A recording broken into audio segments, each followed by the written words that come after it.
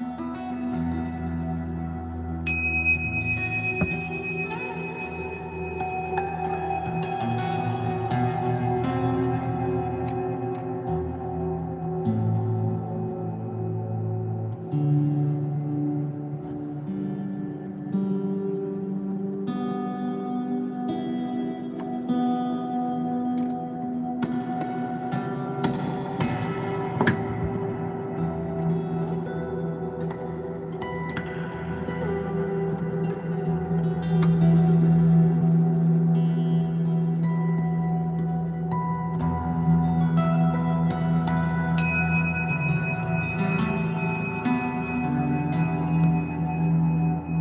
going on? What's going on? Welcome to this live stream.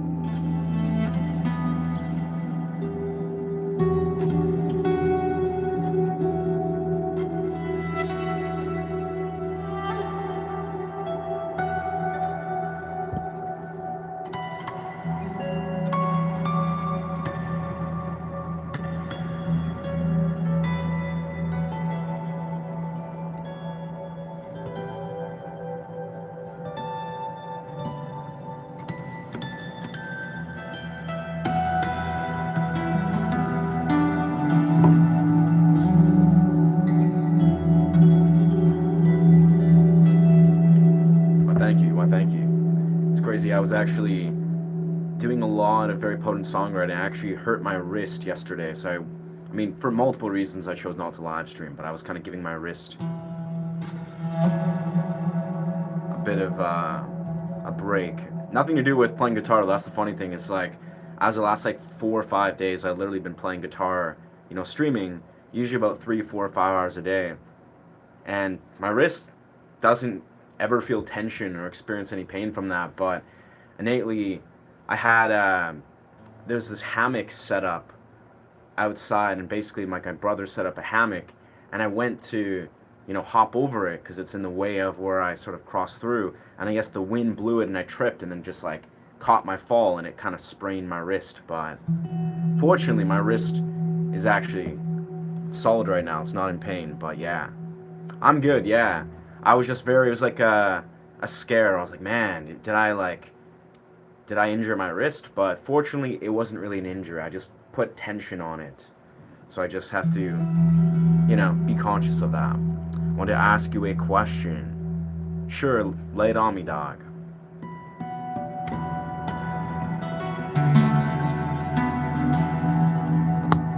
All I can say is it's good to have strong wrists. Like, that's something that I see over and over and over again. I play guitar for many hours a day, and I do lots of handstand push-ups, and various forms of like moving my hands. And it's interesting how well it translates to have, just strong wrists, like to train your wrists. Because you never know, like even especially in this instance, when you break fall, similar if you're like break fall in jiu-jitsu or something, the ability to catch yourself, catch your entire body weight, usually with your wrists, is life-saving for some reason. So I don't know, that's something I got to experience in real time. It was like a reminder. I was like, oh, word. I mean, I've always been very good at falling, strangely enough. Like, again, I trained jiu-jitsu for about 5, 6 years, and various martial forms. I trained like parkour and stuff, but it's crazy how pivotal, it's just random as fuck tangent, being able to fall effectively. You learn this a lot in jiu-jitsu, where you just like, slap into the ground or roll into the ground, but it's actually insane, like in real time, if you ever slip or trip or whatever, like in a very real way, the ability to fall just intuitively, like your body just knows how to fall, how to catch yourself. It's interesting stuff, but anyway.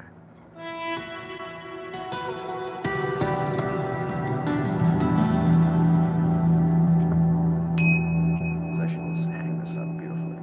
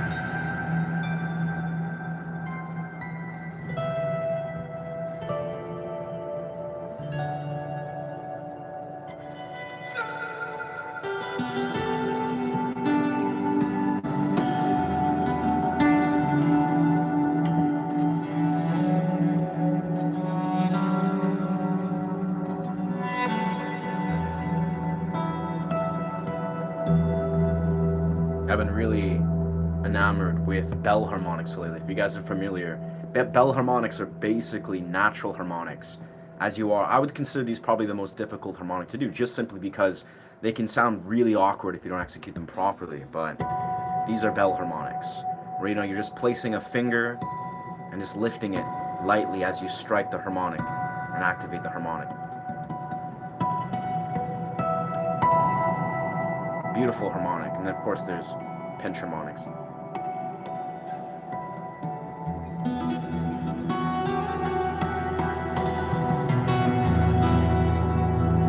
Adds such interesting dimension.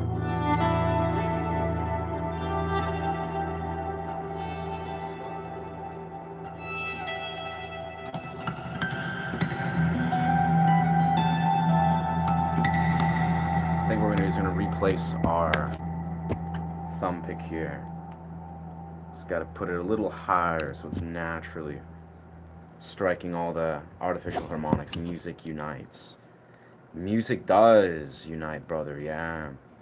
When you see live music or live performances or open mics or whatever, or just buskers on the street, man, it's like, it's actually life-changing to see how much, just how humbling it is that, music elicits such a powerful response. And as a performer, like when you see it, you're just kind of like, wow, this is more than just about me. This is more than just about, like, in the real world. It's like you see how, especially to your fellow musician, and it's kind of like, long story short, it's a dying art, I guess, or just kind of getting direct to it. It's like, in many rights, to see live bands and live performances. I actually saw a live band the other day. Extremely good band. They're actually local to British Columbia where I'm at. They're called In Pieces. Really dope. But man, just the dying arts of almost like dive bar / like cafe style live performances that I got to experience, which I rarely do experience, truthfully. The other day, I was like, holy shit, this is like such a powerful portal that is definitely not as common as I imagine it once was, in the 70s and 80s. That's much better.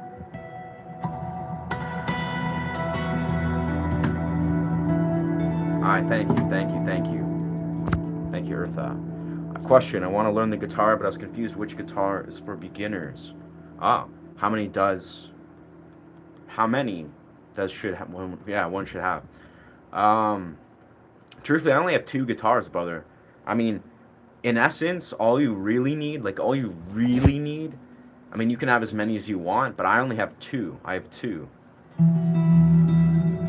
And granted, they're very beautiful guitars, but yeah, I have my Yamaha here and I have an Ibanez.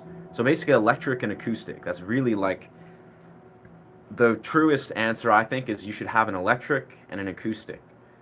Have as many as you desire, as many as you can afford. I think there's nothing actually, you could have multiple electric, multiple acoustic, and I think that would serve you well for all the different styles. But the simplest answer is you want to have a mid sort of high-end acoustic guitar, one that's like, $600-700 is probably a good place to start for an acoustic guitar.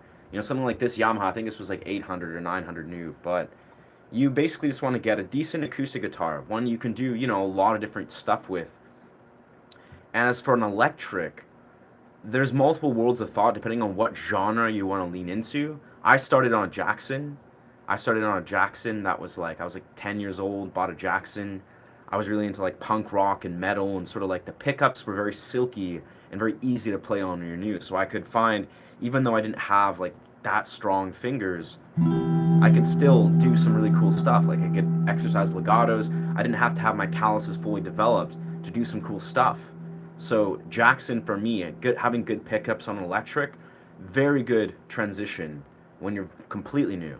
That being said, I've transitioned into an Ibanez, really beautiful guitar, and honestly, there's so many different types. Like there's, beautiful like Les Pauls or PRSs are beautiful as well.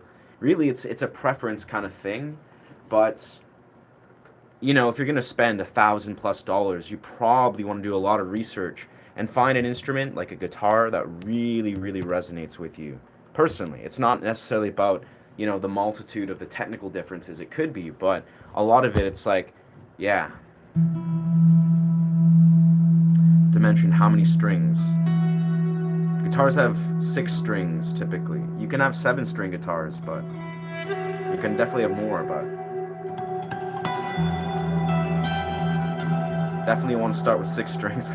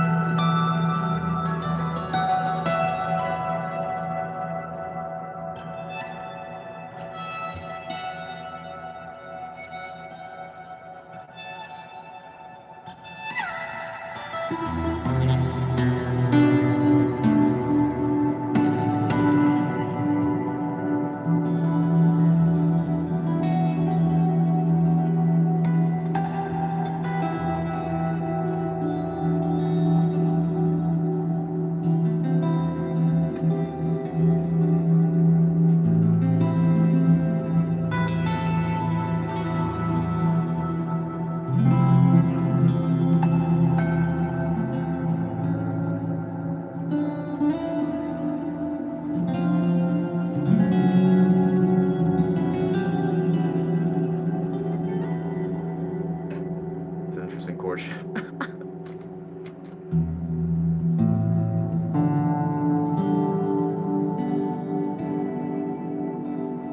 Yeah, but I'd say as a new guitarist, probably one of the most important things you want to get right away is basically just learning how to memorize, what the open strings are, how to know if your open strings are in tune, and yeah, get some basic like legatos and chord shapes down. But give yourself a lot of patience and grace because you need to have strong fingers. You got to develop finger strength and calluses, the rough calluses on your fingers, like the little patches of skin that'll let you press into the guitar successfully. So that's always good to keep in mind. All right, let's do something here maybe.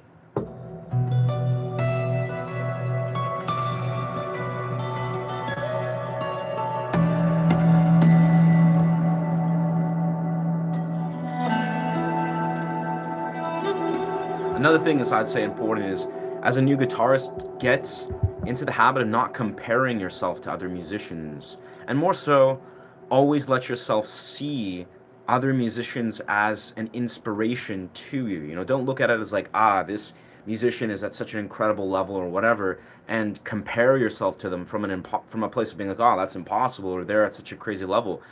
Acknowledge that it took them many, many, many years, and almost every musician, guitarist namely, starts at a level where they suck when they begin. Most musicians, unless there's some kind of crazy prodigy with a family of musicians who started like 1 years old, which is a crazy thought, but I'm sure they exist. Most people suck when they begin, and it took a lot of these guitarists who are doing what they're doing, 10, 15, 20 years to get even remotely, established in what they're doing. So, yeah, don't compare yourself, I would say, if you're very new. But if you do desire to, learn to just draw inspiration, like be inspired by artists that you see that are on a higher level, but don't try to compare yourself directly to where they're at, because that's never going to really serve you.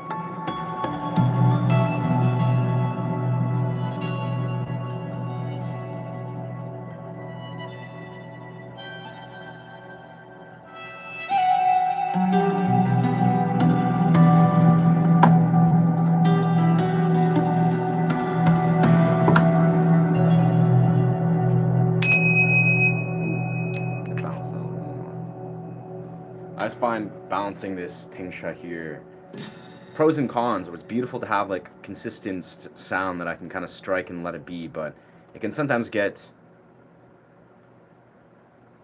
in the way or do some weird. Yeah, that's a good sound. That's a good balance.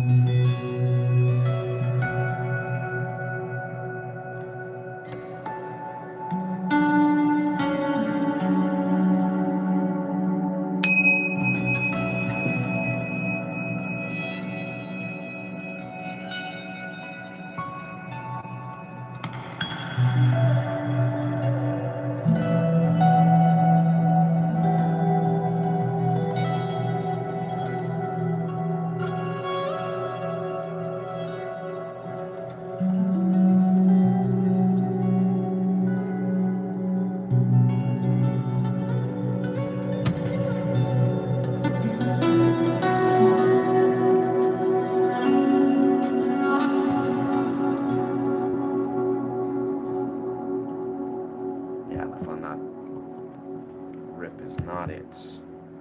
Sorry to forget to mention them streets that I don't understand what you're saying, but I love your music. Oh, I thank you.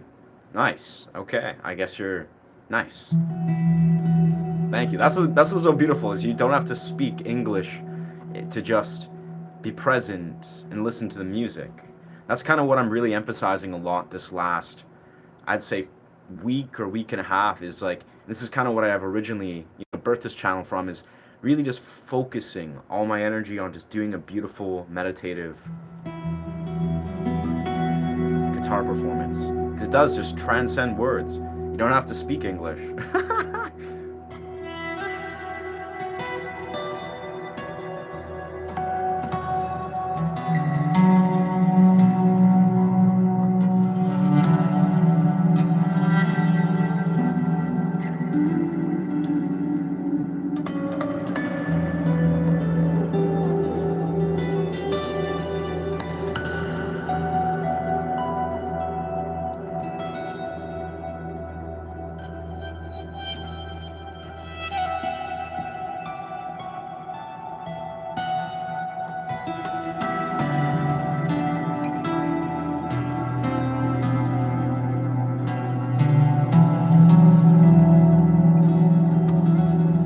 Let's try something. Let's try something. Let's try something.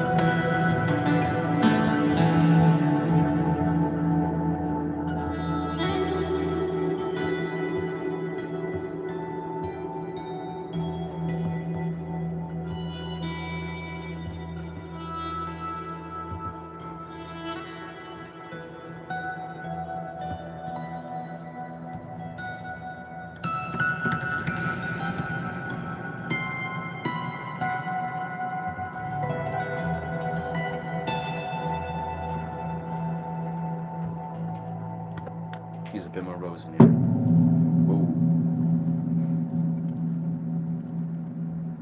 Hey, thank you, thank you, thank you. As of right now, I don't do. I've had a few people, well, quite a few people reach out in relation, but I don't teach guitar lessons per se right now. Like, I don't do one-on-one type things. In the future, likely. But right now, I'm just focused on growing my channel, growing my views and my live stream dimensions, and just doing the YouTuber stuff. But in the future, I'm definitely down to do, that sort of paid model. It just doesn't really attract me a whole lot. It's not very that attractive to me, but I do release guitar stuff. This is what I'm gonna do actually in the near future. I'm developing a Patreon, which will be related to like all different forms of content, but also my membership tiers. Right now, my membership tier is pretty much, I just developed it literally, I think 2 days ago. Doesn't really have a whole lot of, it's basically like all my live streams where a lot of my best original music done real time with all these different original pieces that weave up to it are on my live streams. And I've made my live streams for members. But the idea is, I think what I'll do is I'll do special membership releases where I'll do lots of very extensive guitar breakdowns. Like basically I'll orient a lot of guitar lessons more towards like membership type stuff or Patreon type stuff. I don't know exactly yet, but for now I'm releasing as much free content. Like I have on my shorts a lot of guitar tutorials. Like I teach guitar stuff. So yeah, feel free to check out that stuff. Lots of free stuff on there. But I mean, honestly, as guitar goes, I truly feel like I can offer my perspective if, I love to help or pass on any knowledge or, answer any questions.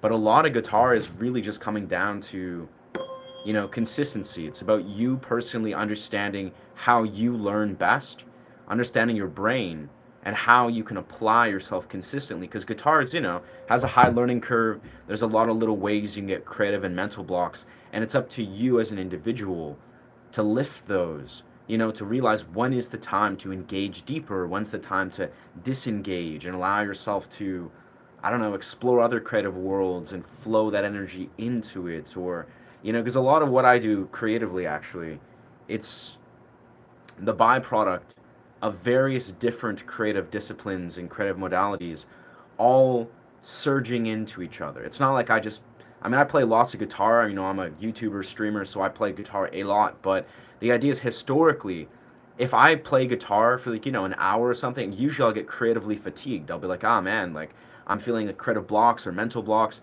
And I won't force the process. I won't try to kill the joy of the process. I'm like, am I going to force myself and to, just grind through this creative block? That's actually not the way to do it. That's actually how you create more creative blocks.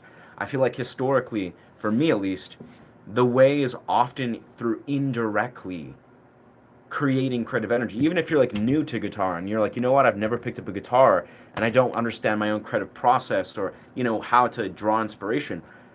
Guitar is pretty simple at the heart of it. Like, music, expressing it, it's like you got to learn to transmute raw energy, raw emotions. You got to basically let yourself learn to really be alive and enlivened by your experience. You got to draw inspiration basically from human beings, from your own emotions, from the things around you. And the more fluently you can lean into that, you lean into your emotions, you really just live an authentic human experience.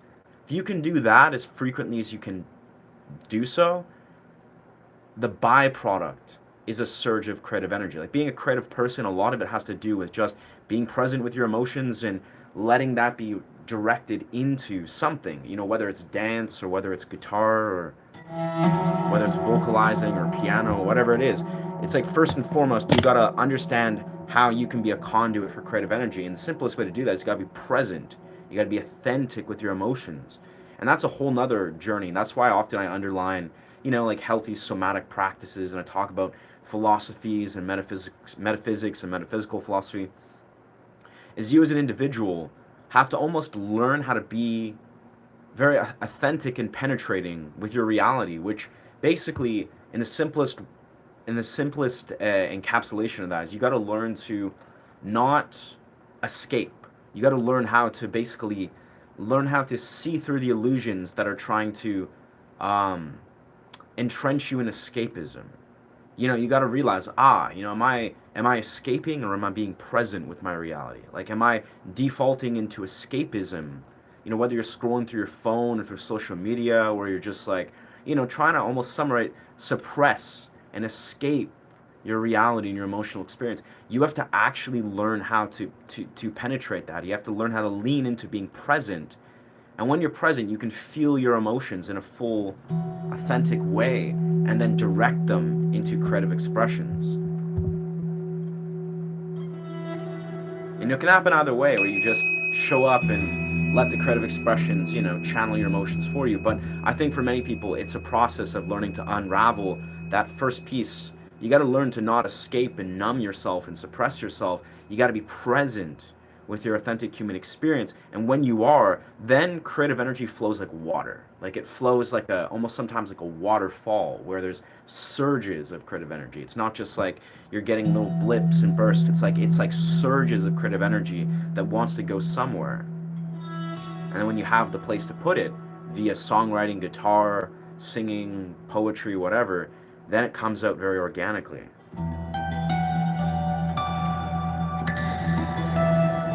And it's unique. It's different for everybody.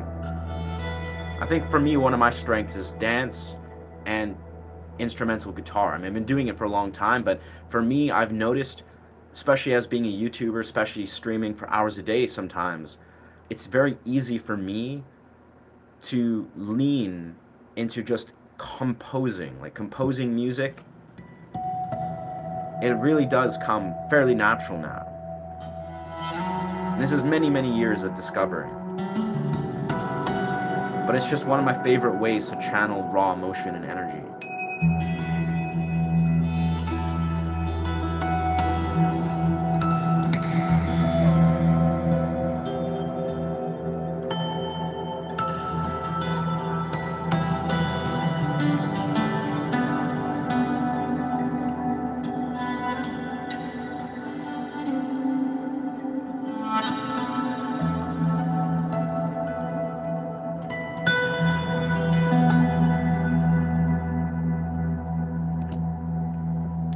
Hey, what's going on? Yo, what's good? What's good, Tenacity? Welcome, Doc. What's new and exciting this beautiful, blissful day? I mean, lots has been interesting. Lots has been unraveling. I mean, I feel myself continuously grateful to kind of just be reaping a lot of the rewards or the seeds that I've planted, Kind of just like reflecting on the things that I'm grateful for in my life, even when days where I have a challenging day. And I find a lot of what I've been experiencing has kind of been like, I found myself fairly dysregulated yesterday, truthfully. I was like a bit dysregulated, leaned into that, just let myself kind of take a break and chill in the forest a lot, do a few cold plunges. And yeah, it's like I've been in this place where I wrote like 6 songs, I think. Like I had a stream a few days back where I wrote a lot of music. I've been writing music consistently for whatever reason. It's just been like the phase of my creative chapter I'm in. And fortunate for me, my long format YouTube, about 6 days back, I guess, I released a song, Inner Oasis, which got more impressions than anything I've ever released on long format YouTube. And long format YouTube, if you're familiar, if you're a YouTuber, it's kind of a weird process to crack the code. Like if your algorithm hasn't blessed you with, a dimension of views, it often meets you with a lot of resistance. At least that's what I've noticed. Like I've been a YouTuber for, coming up like 8.5, 9 months. And long format YouTube has been a wild thing. But strangely enough, about 6 days back, my song Inner Oasis, for whatever reason, the algorithm blessed it.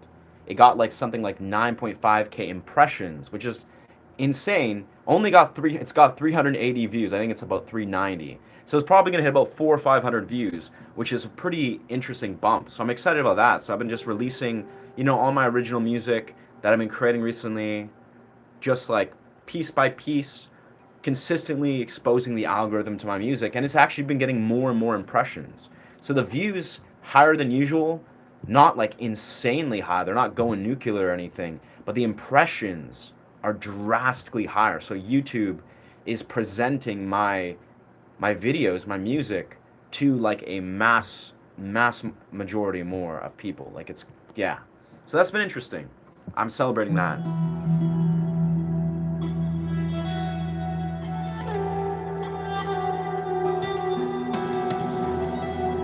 Also, like I was saying earlier, I actually saw some crazy, really beautiful live hard rock music the other day. Like I went into this random cafe, it was a restaurant, and it was a beautiful little, like almost, little intimate restaurant that did a live performance of a bunch of like, one was like a British punk rock or band from London called Medusa, and there was a few openers. The openers were insane, especially this one band. So I was having a lot of fun. Like I met this band, I kind of talked to them before their set and was just like talking to them. Didn't know who they were, but they were just like, oh yeah, we're in a band. I'm like, oh sick. And then they started playing, and I was just like, what the actual fuck? Like this band sounded a lot like Chris Cornell slash like 3 Days Grace. Like their energy, the vocals, the all the guitar, it was just beautiful. Like the guitarist was insane, the vocalist was insane. Both guitarists were killing. So I was like in a place where I was like, wow, that transmuting all that raw energy of like seeing that performance the other day, it was those 2 days back. I wrote like a bunch of crazy like vocal original stuff, and been releasing my instrumental stuff. So yeah, yeah. Hey, thank you. Yeah, I appreciate that. Yeah, the one I released today, it's been slowly, it's not really getting much traction. I don't know if the algorithm is just, it's the time of day. I kind of just released it at like noon, but yeah, the mass majority of them I'm releasing, very proud of. They're all great songs. Especially the one I released today. Honestly, I really love it. Like, it's a beautiful sound that isn't getting much traction long form at YouTube, but that doesn't really matter. It could happen later today. It could happen tomorrow. I don't know. But I'm very proud of that song. I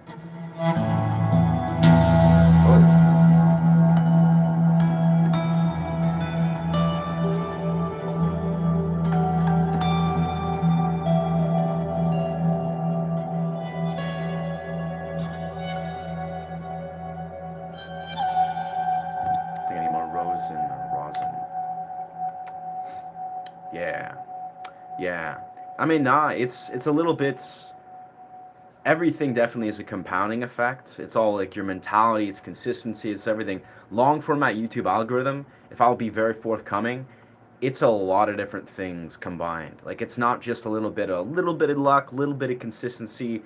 Like long format YouTube success is like probably one of the most challenging, confusing, almost like obscure things because it's an algorithm, right? It has more to do with how the collective, on a worldwide level, are consuming content. And a lot of course, everything in life has to do with consistency. Everything as a YouTuber has to do with consistency and high quality content.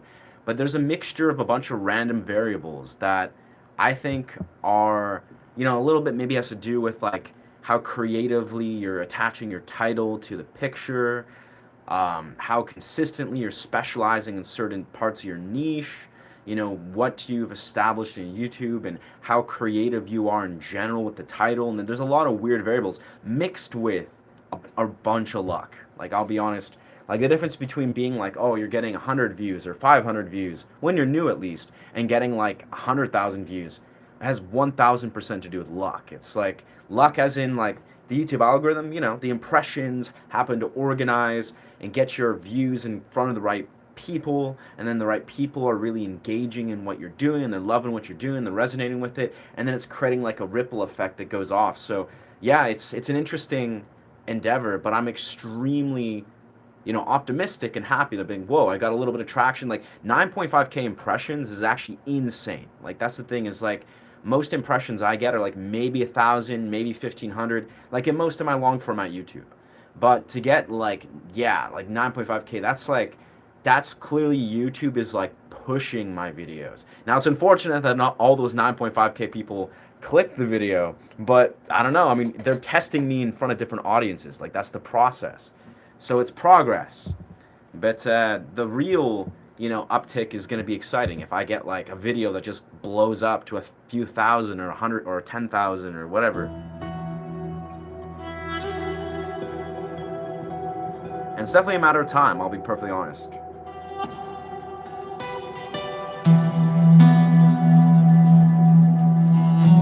I'm definitely just doing the right things and doing the YouTube thing. So I'm confident that in time, it's going to be an interesting unraveling. Yeah. Keep doing what you're doing. Yeah. Thank you, dog. Gonna show the other streamers some love. Nice. Absolutely, dog. Appreciate you being here, brother. Appreciate that.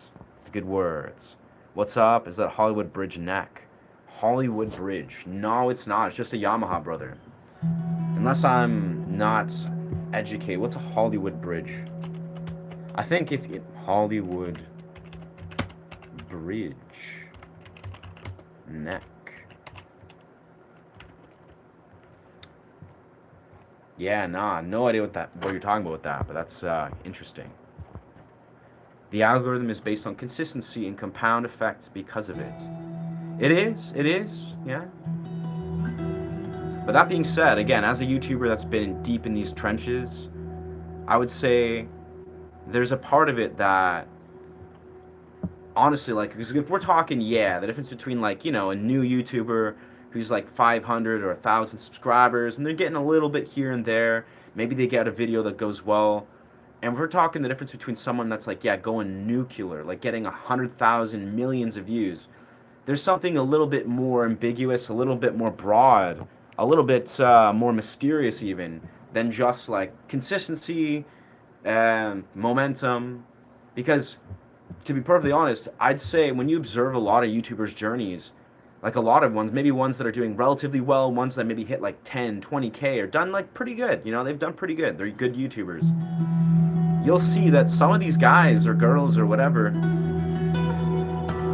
they're not achieving like what they really could or deserve even in the fullest potential of the algorithm. And what I'm simply saying is I think there's a special element for sure that more has to do with like if there's a difference between someone that goes nuclear, like someone that's like, oh, I have a video, whatever reason, the algorithm delivered it a few million views, just like casually, whatever. There is a special domain, and if I were to be perfectly forthcoming, I think a lot of it has to do with raw original creativity. Like you just basically have to be like, you're not just a person that's following trends and you're hitting a trend. You have to actually like be a person who's thinking on how to actually make trends, so to speak. And that's a lot more ambiguous and a lot more uncommon than you might think. Like I'm talking about basically being a person that's like forward thinking in the way that you just operate. Like you're just like, you know what, I'm gonna create something. What's something that is really like cool and novel and is like, you know, never happened before. And it's just for you, that's how you really like are attracting and attracted to things. So I don't know, I think it's almost like a bit of momentum, a bit of consistency and compound effect, but it also comes down to you gotta be like an innovator. You gotta be a visionary. You gotta be like, what is truly like gonna actually like shake up the stratosphere? And let's be real here, as a musician, as a person, a creative, you know, if you do anything in this world, there's increased levels of creativity that you can engage in and apply. And a lot of it has to do with, you know, just living your life. You just got to be living in the real world and just doing. Like you got to be like, you know, you got to be deep in the subculture of your whatever it is, your subculture. Weirdly enough, I think what I'm basically saying and circling on is you got to live in the real world. Like, the weirdest part about it is I think in all dead honesty, to succeed in the YouTube sphere, yeah, you got to have a channel, compound, foundation, this and that, but you also got to be so powerfully present in the real world. You know, you're living in the communities, you're living, breathing, you're talking to humans, you're connecting, you're putting your art out there. Like, you're a living, breathing part of the community that is present with the real world. You know, YouTube just wants to see a reflection of what's going on in the real world. If you're present with that, if you're offering an actual glimpse into something that's real, that is rooted within the real world, I think that is probably the essence or the element of what actually succeeds in YouTube more than anything. So if you're just present and rooted within the real world, like you're an actual member of the community and the things that you really promote and stand behind, you're acting upon it, that is the stuff that I think has the potential to succeed and do very well on YouTube. And then of course there's the greater, you know, balance point of that before you just, because everybody lives in the real world, not everybody, but a lot of people live in the real world. You know, there's a lot of people that are talented, creative geniuses even. But it's like you also have to have that foundational layer of like, okay, I've found my community, I've studied the algorithm, I honored this process of becoming a YouTuber, and then once you've found a sort of foundation, like you've created a foundation of what your channel is about and what your intention is, then it just comes down to, yeah, just being as real as you can really be.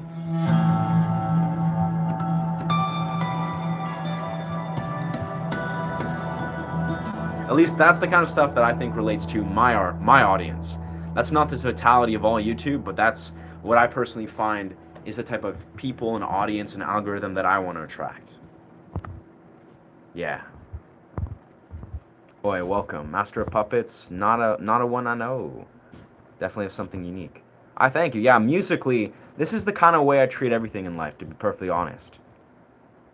Come as you are, I have no idea to perform this. But yeah, thank you, thank you, Tibet. Central tenacity, bros putting hard time, focus is right. Yeah, I'm all in. Like, well, this is that kind of mirrors what I'm about to say.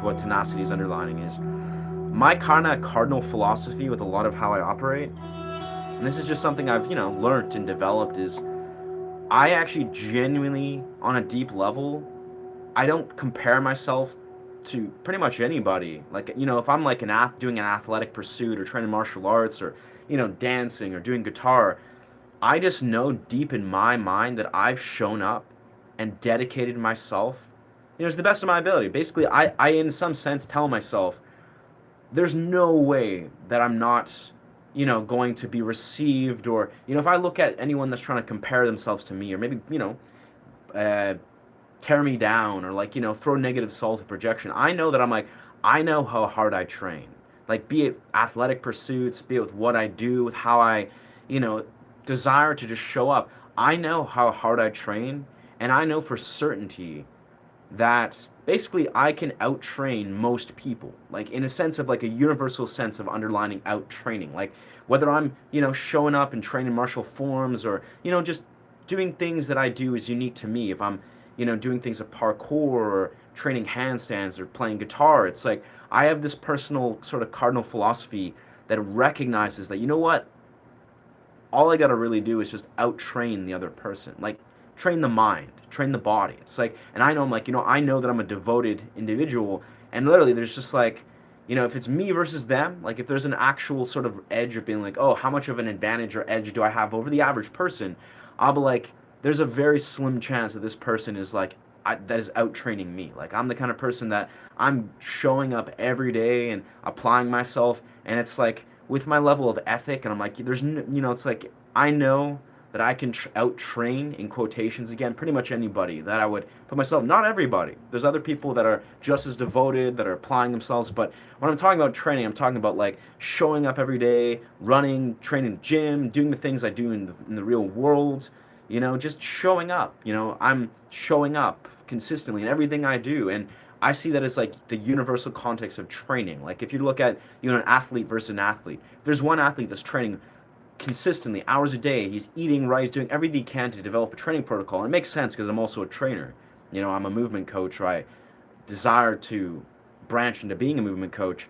I sort of see it in that philosophy. It's like you look at two guys or two human beings. If one person is out training the other, like one person is putting in the hours, they're putting in the effort, they're like doing everything in their power to honor their training process. Doesn't matter how talented or how what's going on in person B. If person A is genuinely like showing up and putting the hours to a crazy consistent rate, it speaks for itself. And I don't know, that's just how I approach a lot of things. I'm like, I can pretty much guarantee I'm out training a lot of people in the hours that I put in. It is what it is. It's not me being like egoic or being like, this person's above or below. No, it's just like I know how much I devote myself and have been for like 15, 16 years. So it gives me an awareness from like, like, yeah. It's kind of like I can just be like, I'm just going to do what I'm doing constantly and put in the hours and train hard and continue to, develop intelligent training protocols.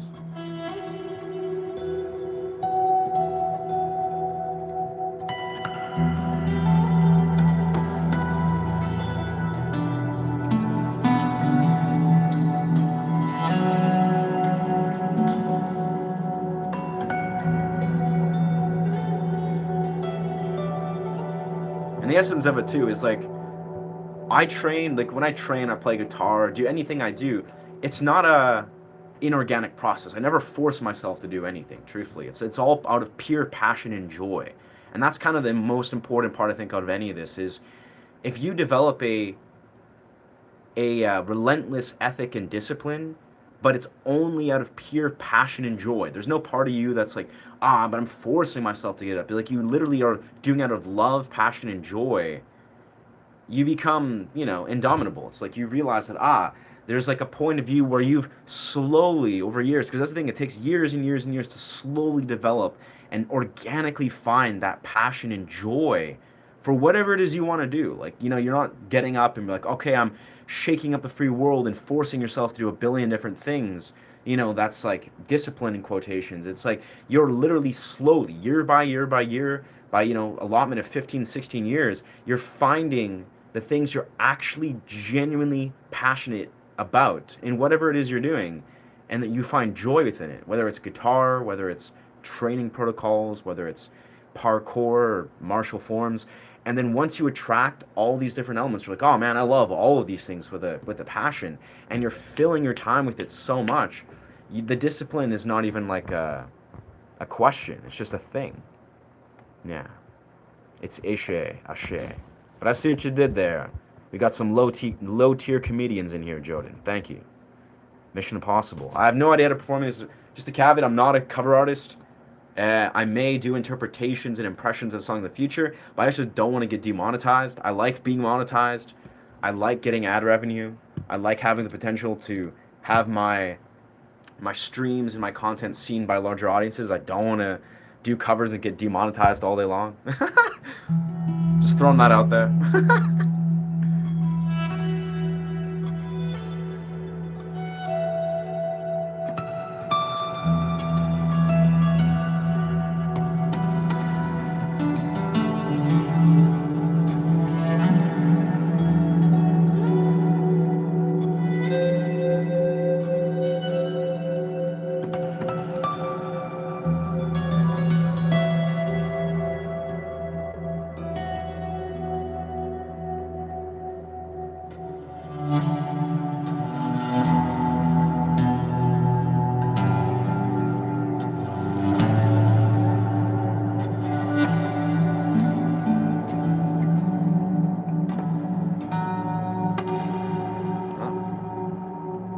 To that. Yeah, also don't know how to, interesting. God, smack. Yeah, don't know how to perform that song. Also don't know how to perform. Wow, I get you guys. You got good taste in music, truth. But I don't do covers. Yeah, original artist. Lots of original stuff on my streams, and I posted. Yeah, but yeah. Do you know Cano is a boxer, and he says 50% is your 100% when you're not feeling it. Yeah. That makes sense. 50%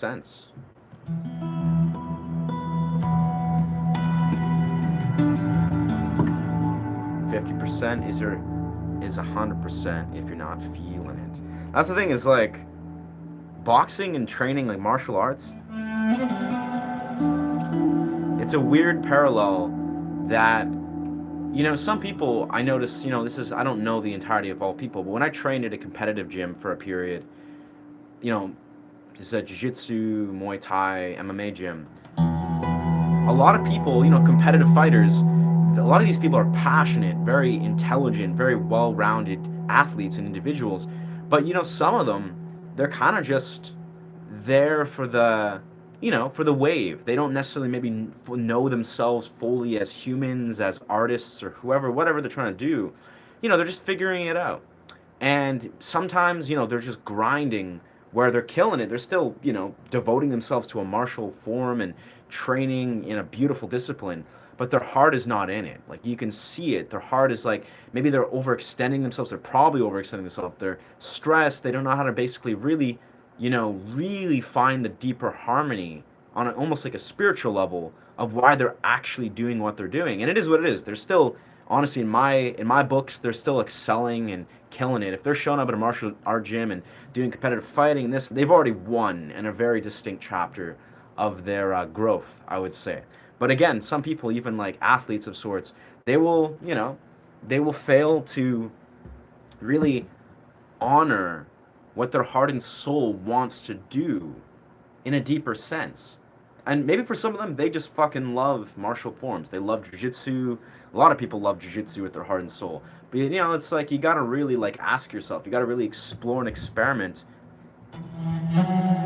What's really the potential?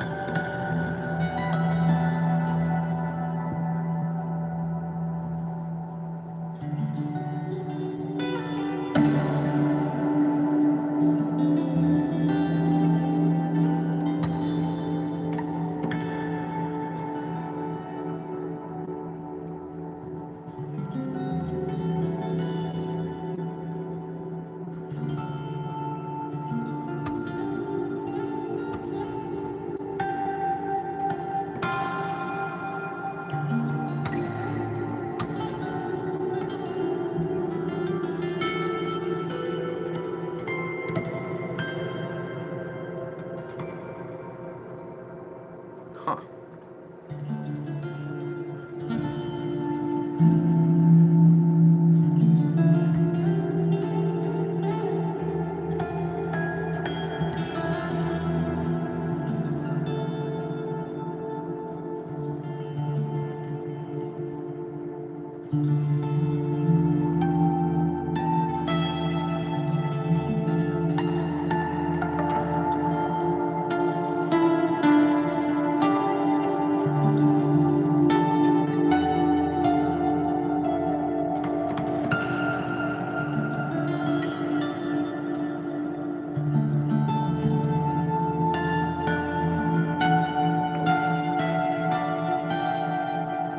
It's a weird key. That's a nice one.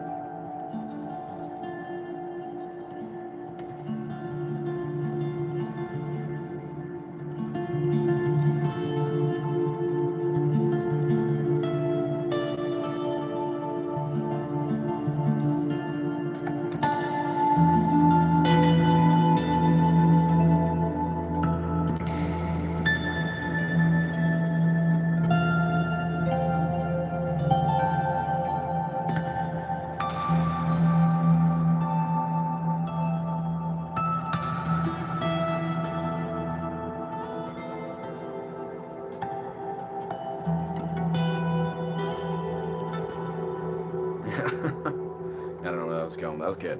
Do you know the canola in the boxer? Yeah, I was gonna going through the comments.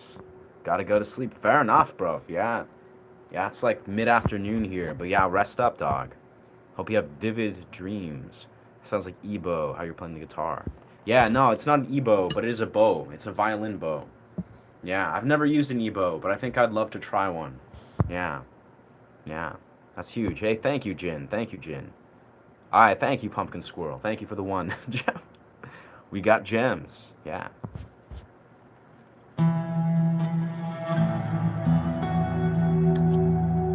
I gotta say, for whatever reason, I mean, it's not for maybe it's kind of obvious because it's just unique and clean technically, but I've been really attracted to these like, minor chord variations where there's so much you can do with these. If I'm like, bam, this is like what a yeah D minor. I'm just like taking this D minor bar chord and splicing it. Just like very like estastone esque.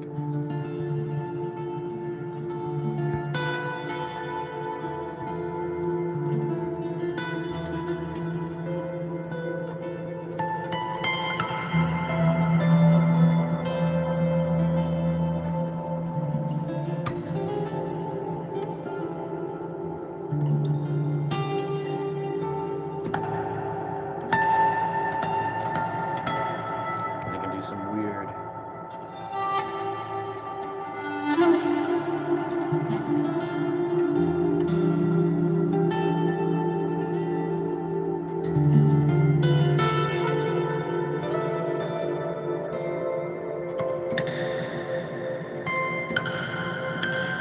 That's for sure.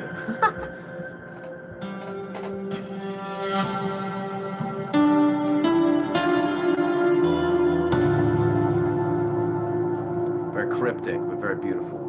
was thinking that I could do the very same thing in a happier key.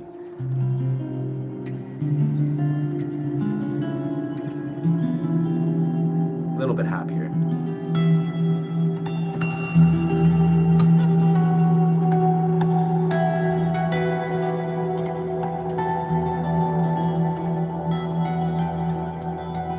It's a little more like ambitious. It's like tenacious. It's not like sad. It's kind of like adventure. The adventurer is now, I don't know, finding some sort of stride. Now it's like more melancholic again. Very reflective and ominous.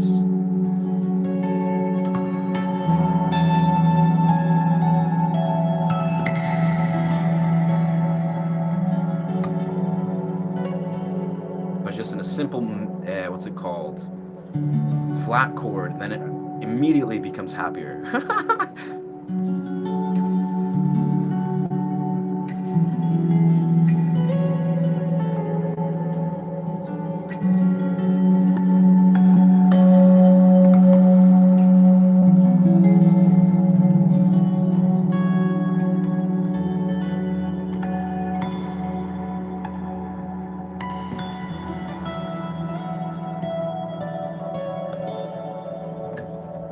Thank you. Such a tenacity. Good night. Heck yes. Thank you, brother. I'll try. I think the totality today is like, I don't know, doing some fun streaming stuff. Maybe go to the beach. It's weird because I like actually injured my wrist yesterday in a weird way. It had nothing to do with guitar or anything like chronic. It was just kind of like a blunt force kind of thing. But like I tripped on a hammock. Tripped on a hammock that was irresponsibly set up by my brother, and I like the wind kind of moved it, and I like was trying to hop over it, and it just like tripped me, and I just like broke my fall.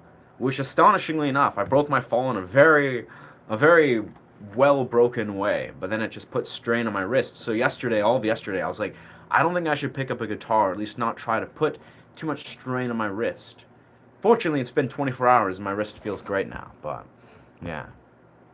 But even today, I'm like having to be really careful, if I'm trying to do like weird, maybe like triads or bar chords, stuff that requires a little bit more wrist strength. But even then, feels like my wrist is actually mostly fine.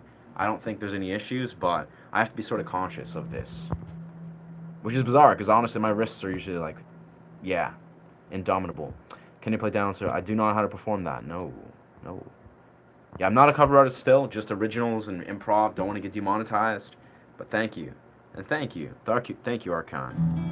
Thank you, Dave. Yeah, man. Like, just food for thought for those of you that are musicians. So much beauty can be established. I've had videos where I explain this. I love to just kind of underline this. But, minor chords, like a bar chord that's a minor chord.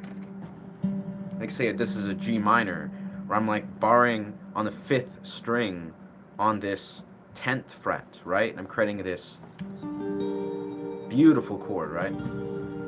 Every single bar chord that is this arrangement. So it's basically I'm doing like an A minor shape. But I'm sliding it up and I'm barring it. It's a caged bar chord system. It's like a G minor. I can actually just transition to the A chord. So it's basically going from like an A minor chord shape to an A major chord shape. It's so simple, right? So simple, but it's like A minor chord shape, which is technically, G minor. And then I'm switching to the major chord shape, which makes it a flat chord. And I'm doing it down here, so it's an E flat. So I'm just going from G minor to E flat. And then I just go again down even further to D flat. And then suddenly you have a progression. And you can do that in a million different ways, everywhere along the neck.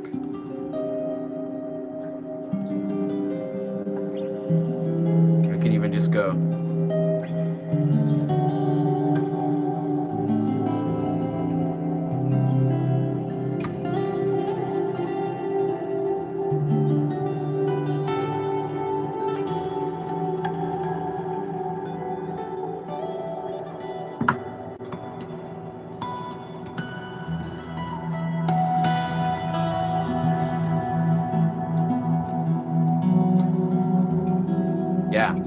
Easy songwriting, yeah.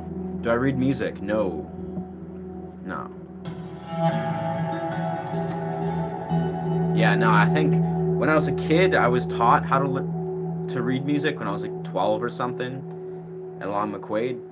Like how to read notations, I think it's called. Yeah. Never really did anything with it. It wasn't really that useful. I kind of just immediately transitioned to tablature and was like, yeah, tabs, this is easy. And then just used tabs for what I use them for. And yeah, never really went back. I'm sure learning notations would be really easy, but I don't really see a lot of use at this point. How are you doing this? Adding the effects and stuff. I mean, basically, this is a preamp. I'm using a preamp, and I'm plugging it into Scarlett 2i2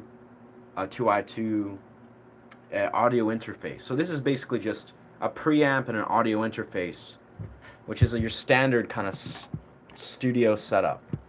But a lot of what you hear is like, yeah, the frontman and guitar player. Nice.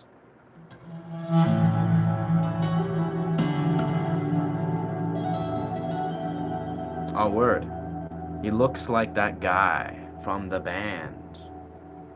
Frontman and the guitar player. Huh. There's a band where there's that one song where it's like, what is it?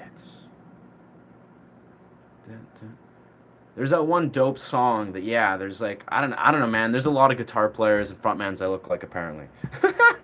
But I think I know what you're talking about. There's that one song, what is it called? Yeah, it's like, crashed open, you were not there, living in fear, but I will not. Yeah, hot and cold sweat, living wasteland. I think it's called Wasteland. Yeah, I think I know. Wasteland. There's a song. There's a song that was released like 10 years ago that I know I've been... 10 years. Apparently I look like 10 years frontman. Yeah, 10 years Wasteland. That's the song I'm thinking of. Really good song. I honestly hadn't heard that song forever. But apparently I look like a guy from 10... I look like 10 years frontman. Which I kind of can see it. Which I think is cool. Because I love that dude. I love his music. It's like... His sound is dope. It's the one song that I know. The one song that I know it is.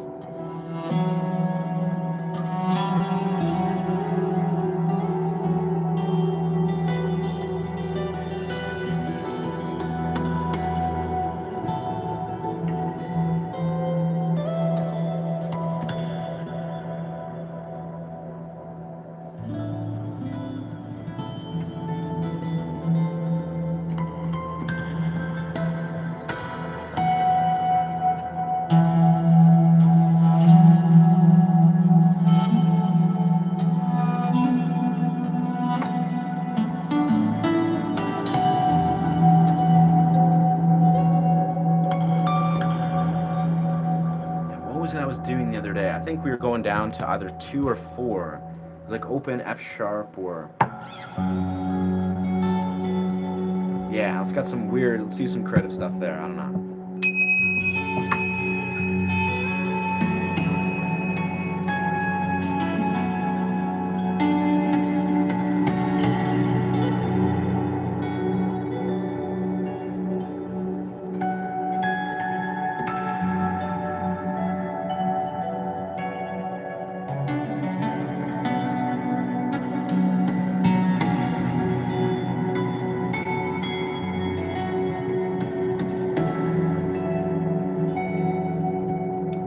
Maybe it was that too. Maybe it was another one. Okay, let's try a bit here.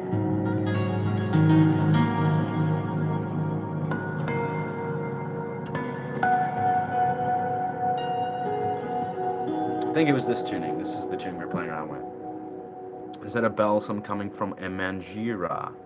It's not. It's a tingsha. I don't know if it's called something in Indian, but it's a tingsha. So I think that's the Indian name. It's this baby.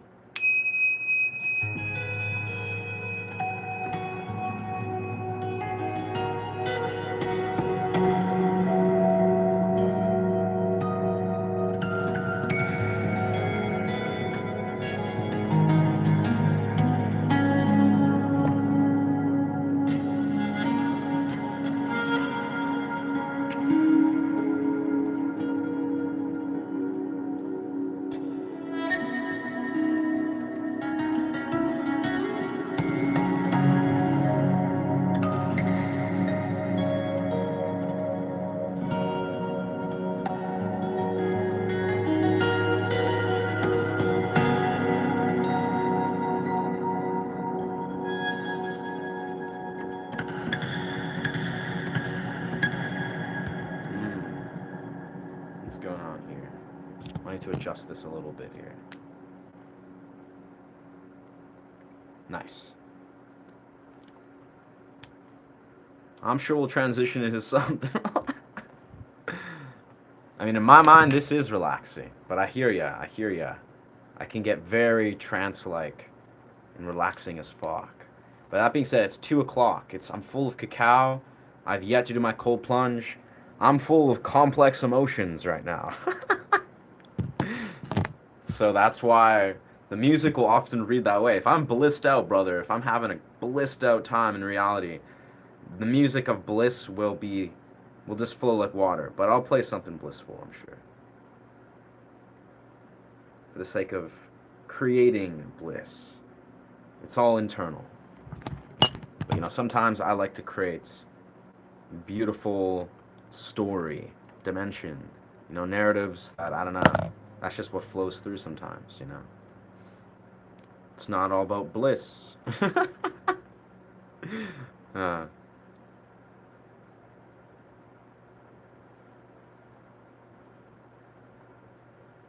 okay, let's see if this kind of...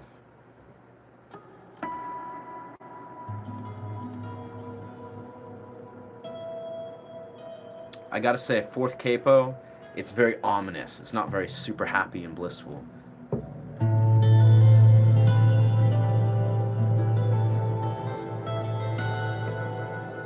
Yeah, fifth is a little more, but less. Still not that blissful.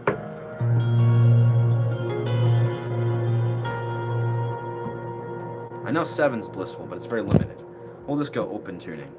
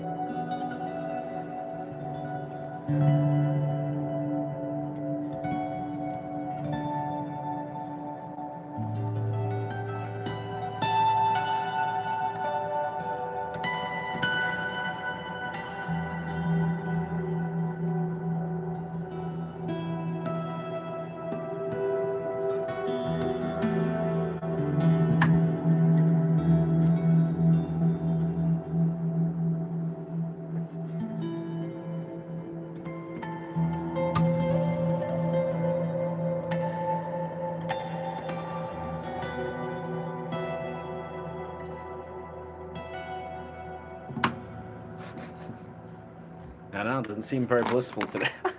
Sounds beautiful, but it's not like living on cloud nine bliss. Yeah. C'est la vie. Playing your style is very unique. Kudos. Thank you, Div. Thank you, Div.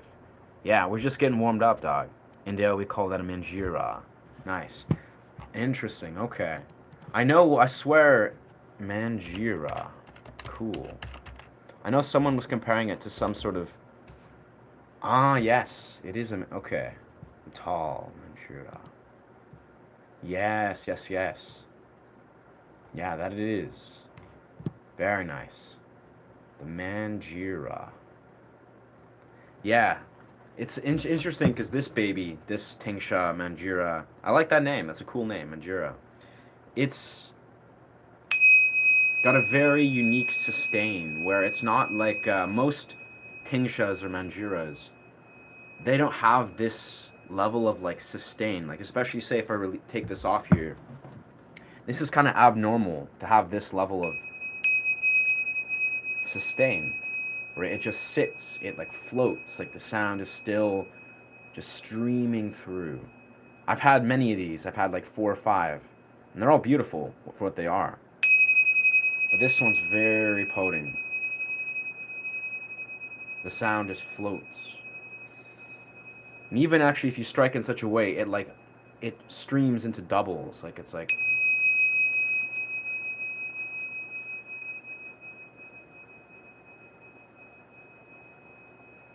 Yeah. Very nice. It's very nice. Blessings from Russia. Yeah, blessings to Russia from Canada. We're not in Russia.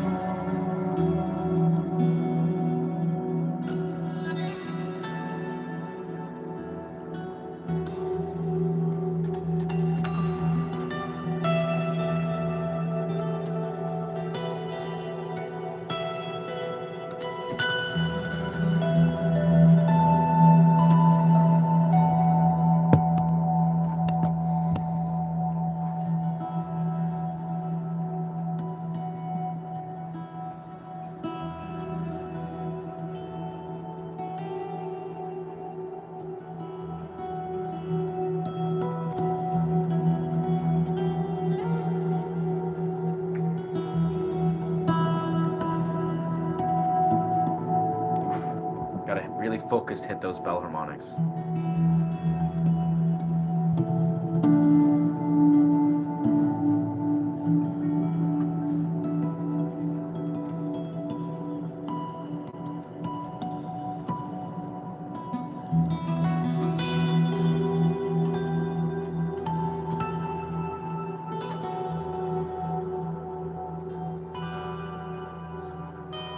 Oh.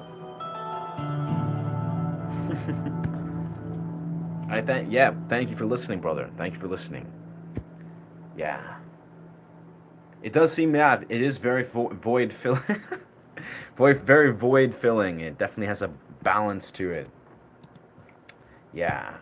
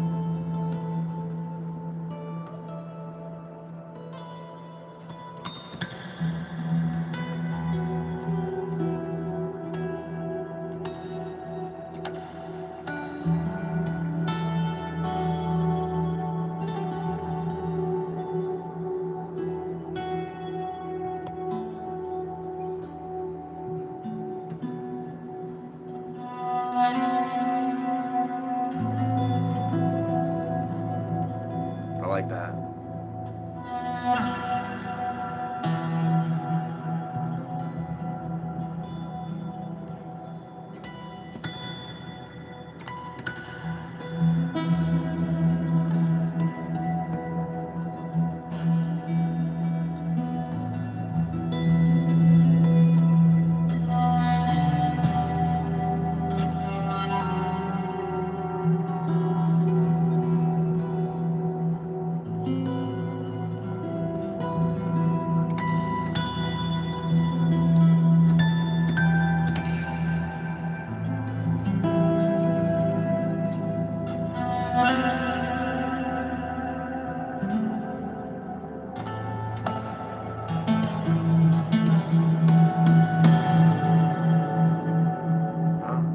This keeps bopping. You gotta keep. Damn, that was something. That was something interesting. I like where that went. I don't know exactly. Huh. Yeah. Whenever I listen to your music, it feels like I'm sitting and meditating on the Himalayas. Wow. Wow. That's beautiful, brother. Yeah, the music definitely takes me all over the place, I'll be honest. Like, yeah, culturally, like, demographically. Even some of the music I've been often, the other day, a lot of the music that I wrote that I've been releasing steadily has been all about, like, the ancient Scandinavian and New Zealand plains. Like, it's like, I don't know why, but now it's drifting to somewhere else. Sometimes it goes to, like, dunes and deserts. I don't know, sometimes it goes to Mayan places. It's really funny. It's like I don't really think or control it consciously. Sometimes, yeah, sometimes it goes to Japanese. Often I love when it goes to Japanese sort of landscapes or scapes. And then sometimes it pops over into some like ancient Atlantean soundscapes. It's just literally that's how it goes. Often it also go to Spanish landscapes.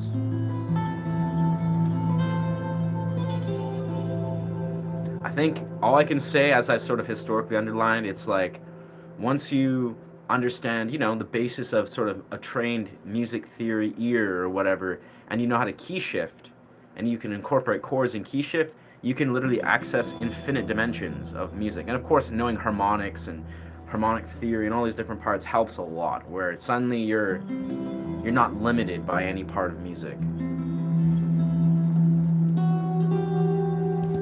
And then you got creative elements. So let's kind of resume. Let's maybe hit the record button and sort of see how this will unravel. I don't know. We'll see. I can never tell if I can do studio stuff in the moment. But let's see. We're plugged in, we're mastered. We'll hit the button. Oh, no, we got a... No. Nope. Let's try that again.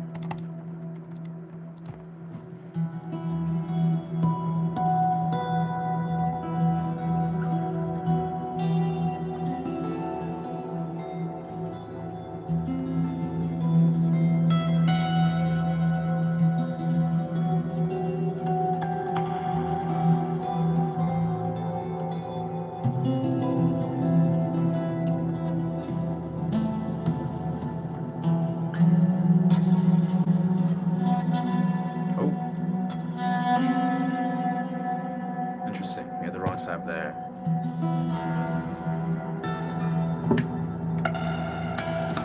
Oh. Every time I adjust this, this becomes a little bit of an adventure.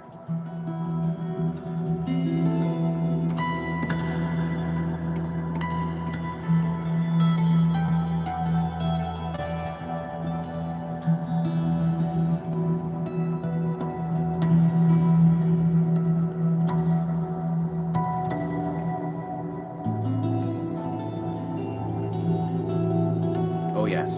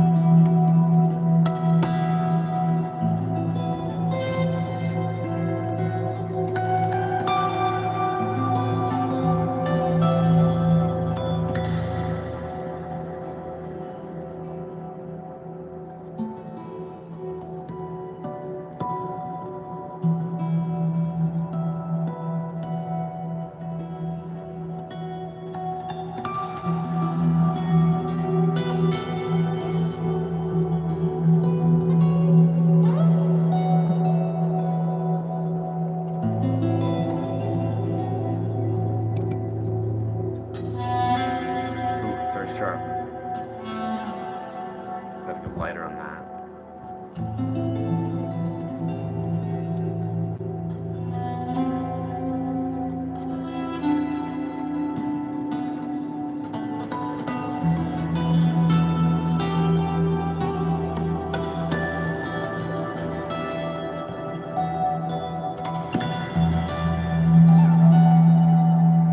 I think we need a little more rosin to make this more gentle.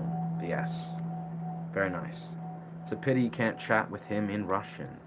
Ah, yeah, definitely can't.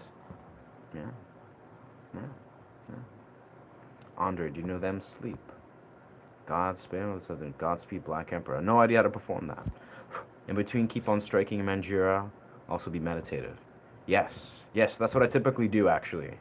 But sometimes, we're in Canada. Nice. I am in British Columbia. Yes. Walking about an Arabian desert. Sunset. Yes. Yeah. This recent song I released just today, earlier, really stoked on. Yeah, I called Cryptic Mirage, and it's very much like a desert, sort of like a deep oasis that's like a mirage. I don't know why, that's just what flowed through for the name of it. It's a beautiful song. Similar, almost like a variation of what I'm doing in a different realm that goes in a different direction. Goes in a lot of flat chords, goes into some minor chords. It's good stuff. I like it. But yes, Mirage. Cryptic Mirage. Very desert, like the stuff I played earlier, so it makes sense. Yeah. How do you know? Imagine if you'll talk. Yeah, I don't know Russian, no. I definitely don't. I know English very well, but never, yeah. Maybe one day. I'd love to learn a lot of languages, but yeah. Yeah, but now for the Manjira, That's actually, I've written many songs and done a lot of improv, especially on my other streams. Like I have streams of me doing that very dynamic. That's a thing I did for a long time. Still do frequently. But you got to be very, very gentle and very precise with the manjira or the tingsha. Like you got to basically calibrate it perfectly. You got to have it set if you're doing at least what I'm doing. So you got to find the perfect strike point.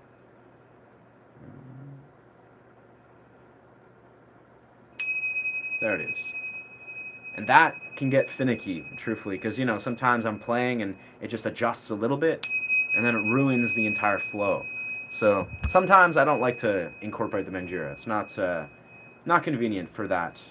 But this is how it would look. And then of course sometimes I'll do the pan flute with it, and then I'll do the drum, and then I'll make it all like a crazy journey.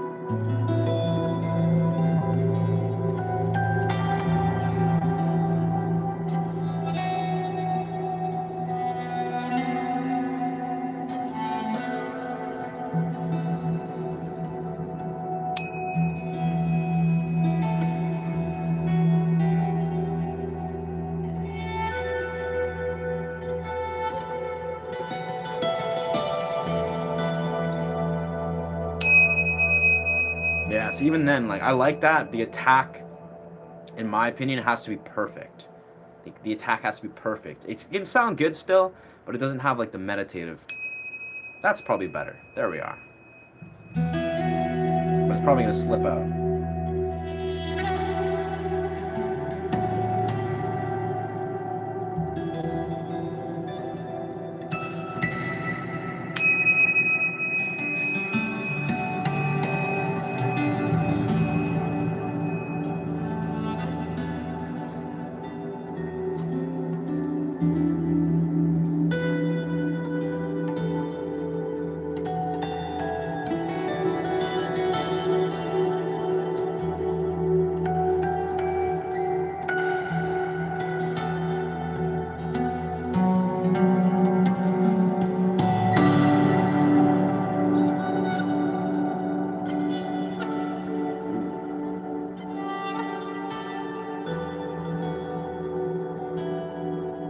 Yeah.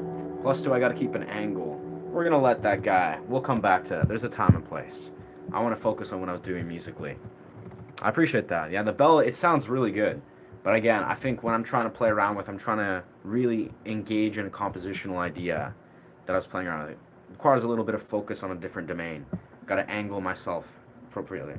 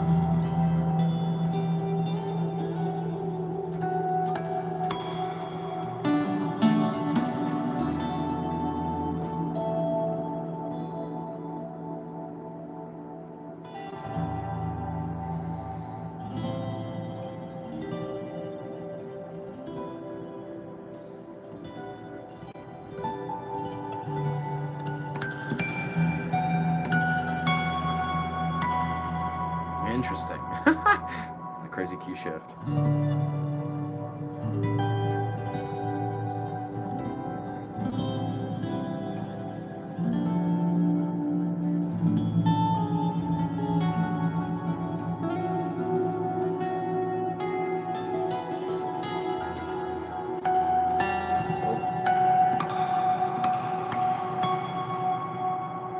Precision.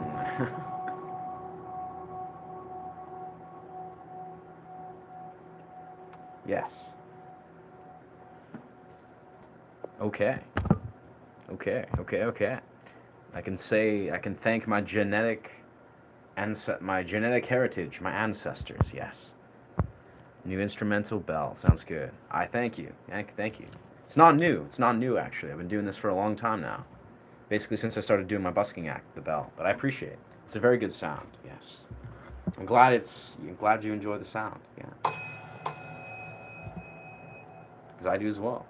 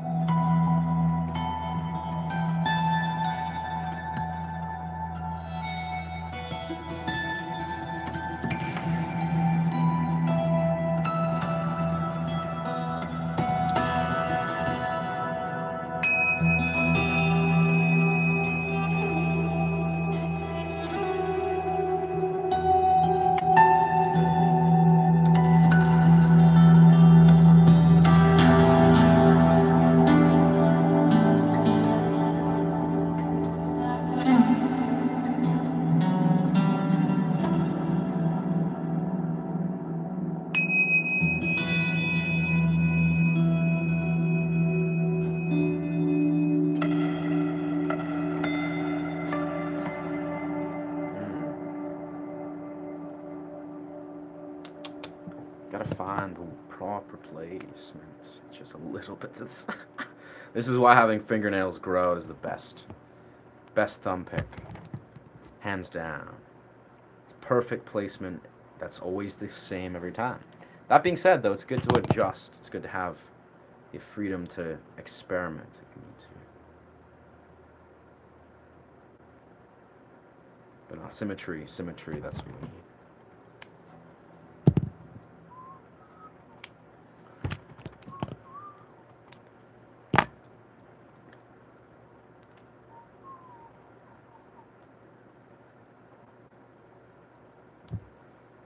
Since you are multi-instrumental, you can use a morung.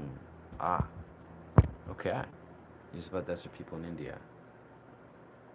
A more sung. Huh. Never heard of it, yeah? Let's check it out.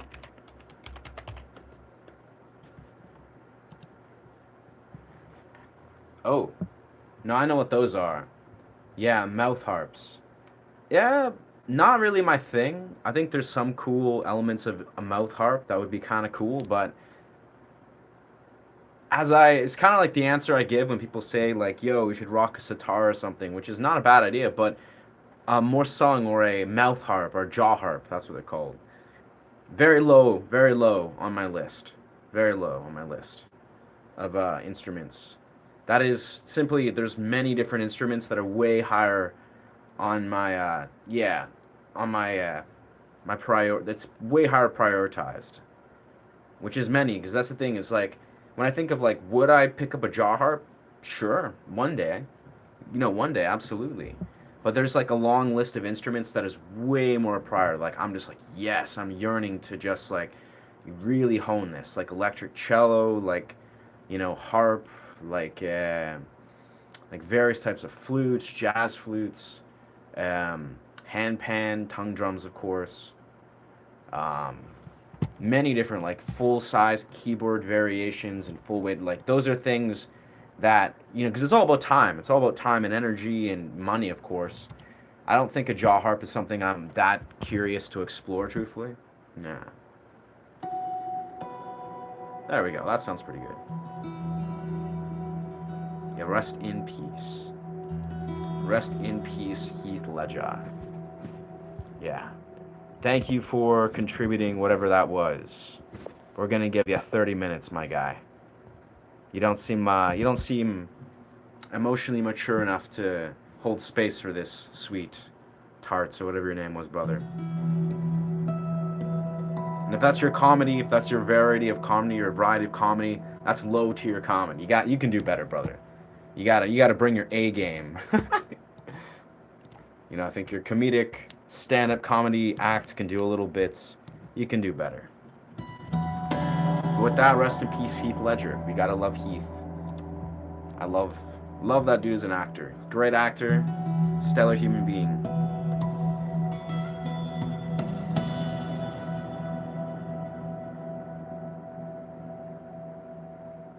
Hmm.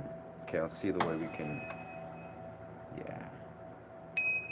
And that's used. The thing with the Tingsha, it's like it has such a powerful, unique, distinct sound that I think even having it as like a side element, I almost think what I need to do is I need to get a stand.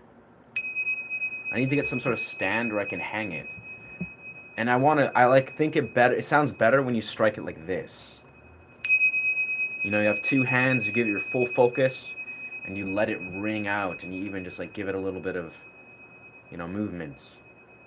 That I think is where the tingsha really shines. It really deserves that much attention. Like having it as a secondary instrument works. It works. Like to have it as a percussive instrument, you just go whap and you do whatever. But it sounds so pure and the resonance pattern is so beautiful. I truthfully think it deserves a full effect. I actually want to get a lav mic and equip it with a lav mic in the future, which I've experimented a lot with recently, but I need to get a newer lav mic. And then use a lav mic to really capture the beauty of like sound instruments. So I can play them and then I can do it into the lav mic so you guys can hear the fullest dimension of them. Yeah. Oh yeah, no, I'm fluent. Yo, how old am I? I'm 31, dog. Don't spam, please. Don't spam the chat.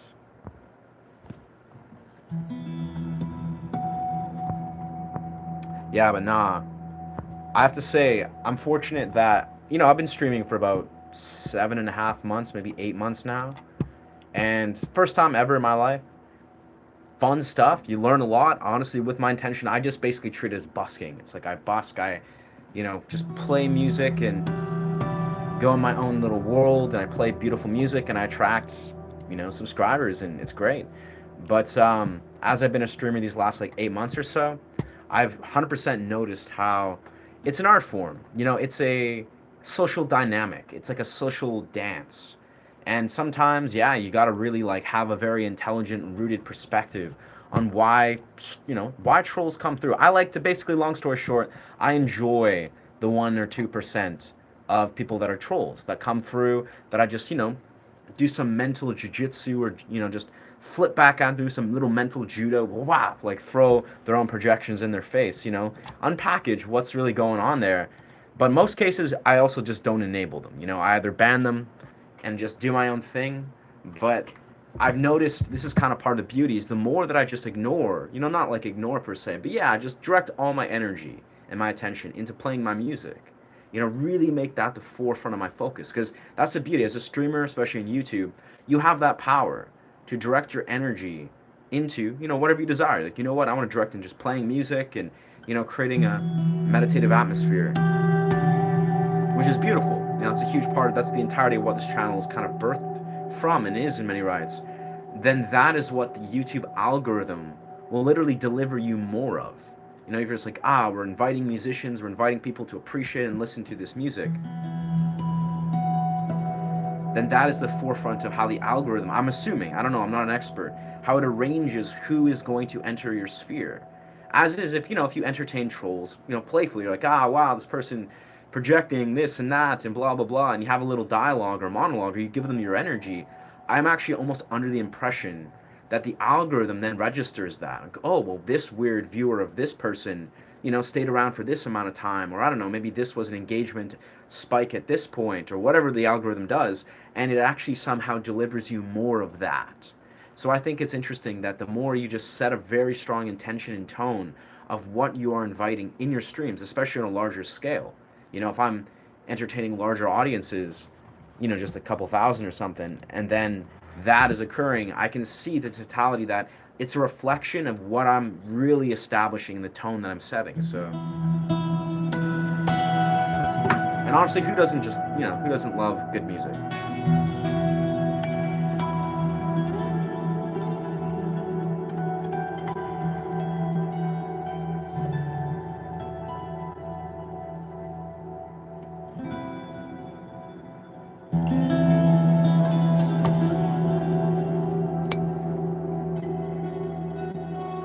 Oh, let me move this side.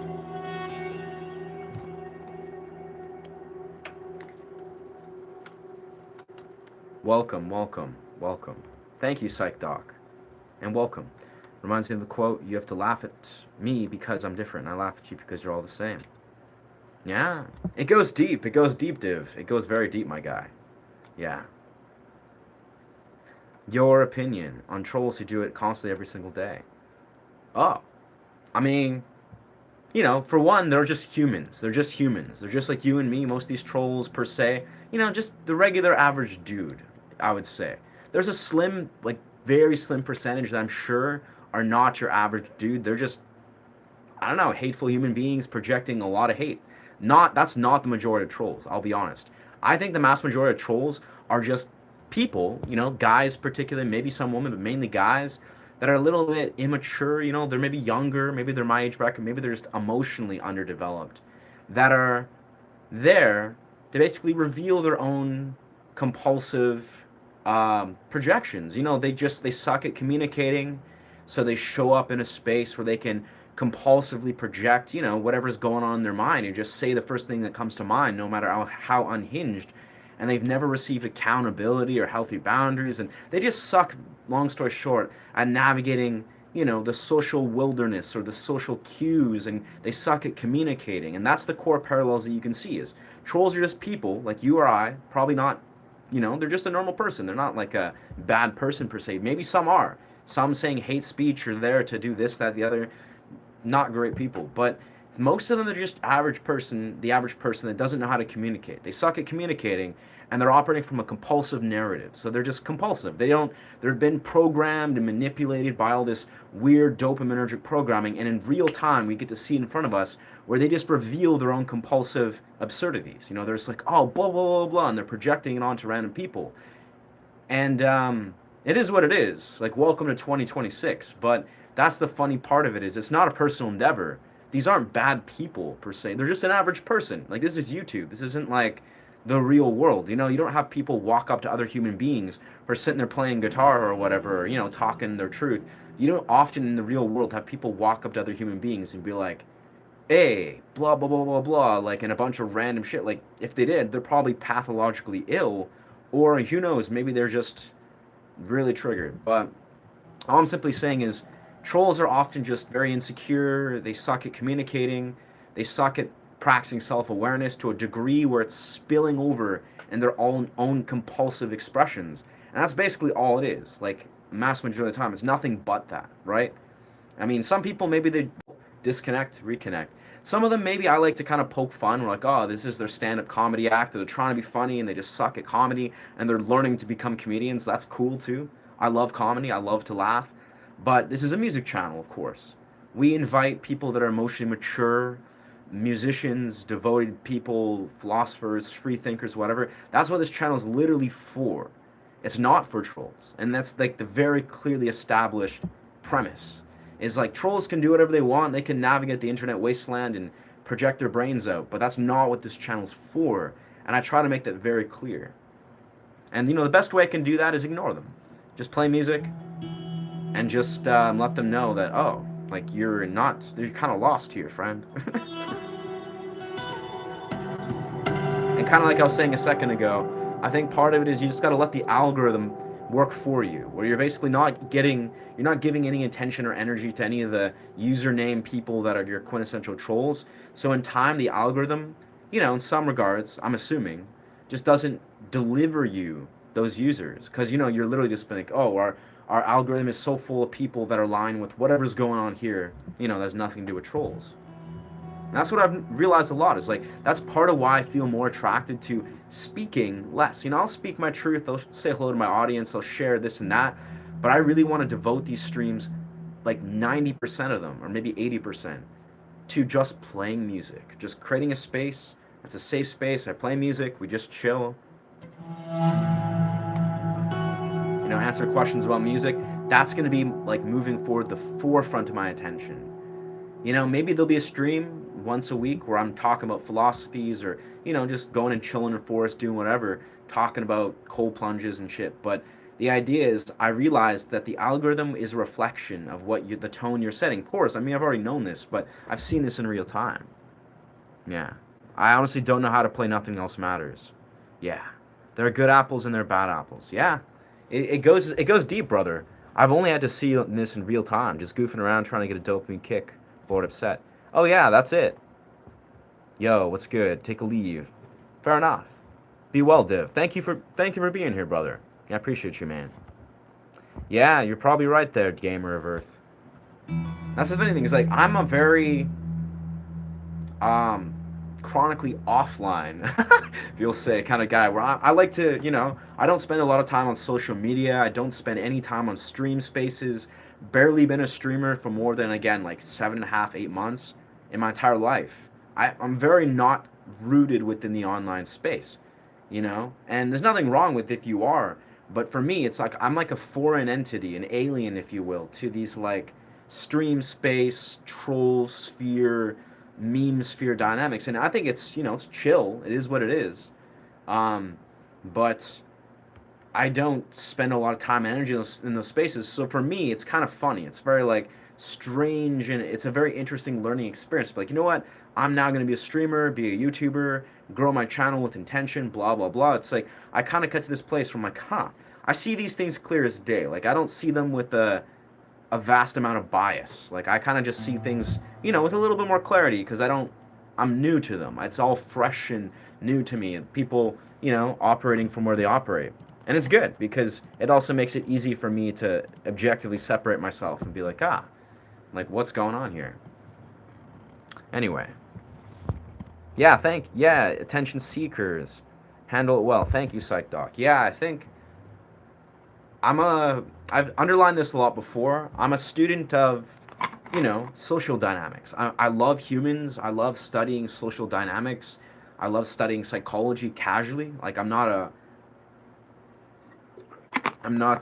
well studied or versed psychology, whatever. Like I love philosophy. I study and read a lot of philosophy, and I'm attracted to things like sociology and various dimensions of psychology, but it's more like Jungian style philosophy or psychology. I'm very into like Jungian. I just love literature as a whole.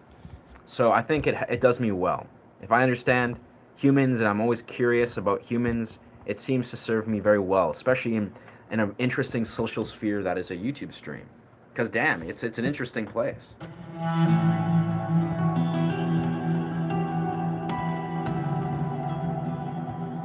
Do you know Still Dre? I don't know how to play Dr. Dre, but Dre's dope as fuck. I gotta be honest, I love Dr. Dre. Yeah. Oh, Still Dre by Dr. Dre. Yeah. No, I don't know how to play it, but great song. I don't perform covers here. Don't know how to do it. Not a cover artist. Don't want to get demonetized, but still not a cover artist. What inspired you to start playing guitar, and why do you have a favorite guitarist who inspired you to start playing the guitar, and why? Oh, man. Yeah, bro. I'll be perfectly honest. The way I usually answer that question, when I've had it asked a few times, I think I started guitar because I started when I was like 9 years old, I think. Like, I started, originally, I was like a young kid, drawing and painting and drawing with crayons and markers. And I was like, whoa, I'm pretty good at like drawing. I'm pretty good at coloring. Like I have a natural acuity or a natural, inclination to drawing and drawing, like I was like 4, 5, 6 years old and I was drawing like, little cool scenes and little like naturescapes. And, in school where they're like, oh, draw this thing and do a little project, I would go all in, and I was like, okay, I'm pretty good at drawing and painting and coloring and stuff and matching colors, but music was something I was never even remotely good at. Like as a 6 year old, I was like 6 and 7, 8. I was like, man, I don't know anything about music, and I have no natural inclination at all to music. So for whatever reason, that was like was it drew me in. I was like, huh. I was like, this seems kind of interesting.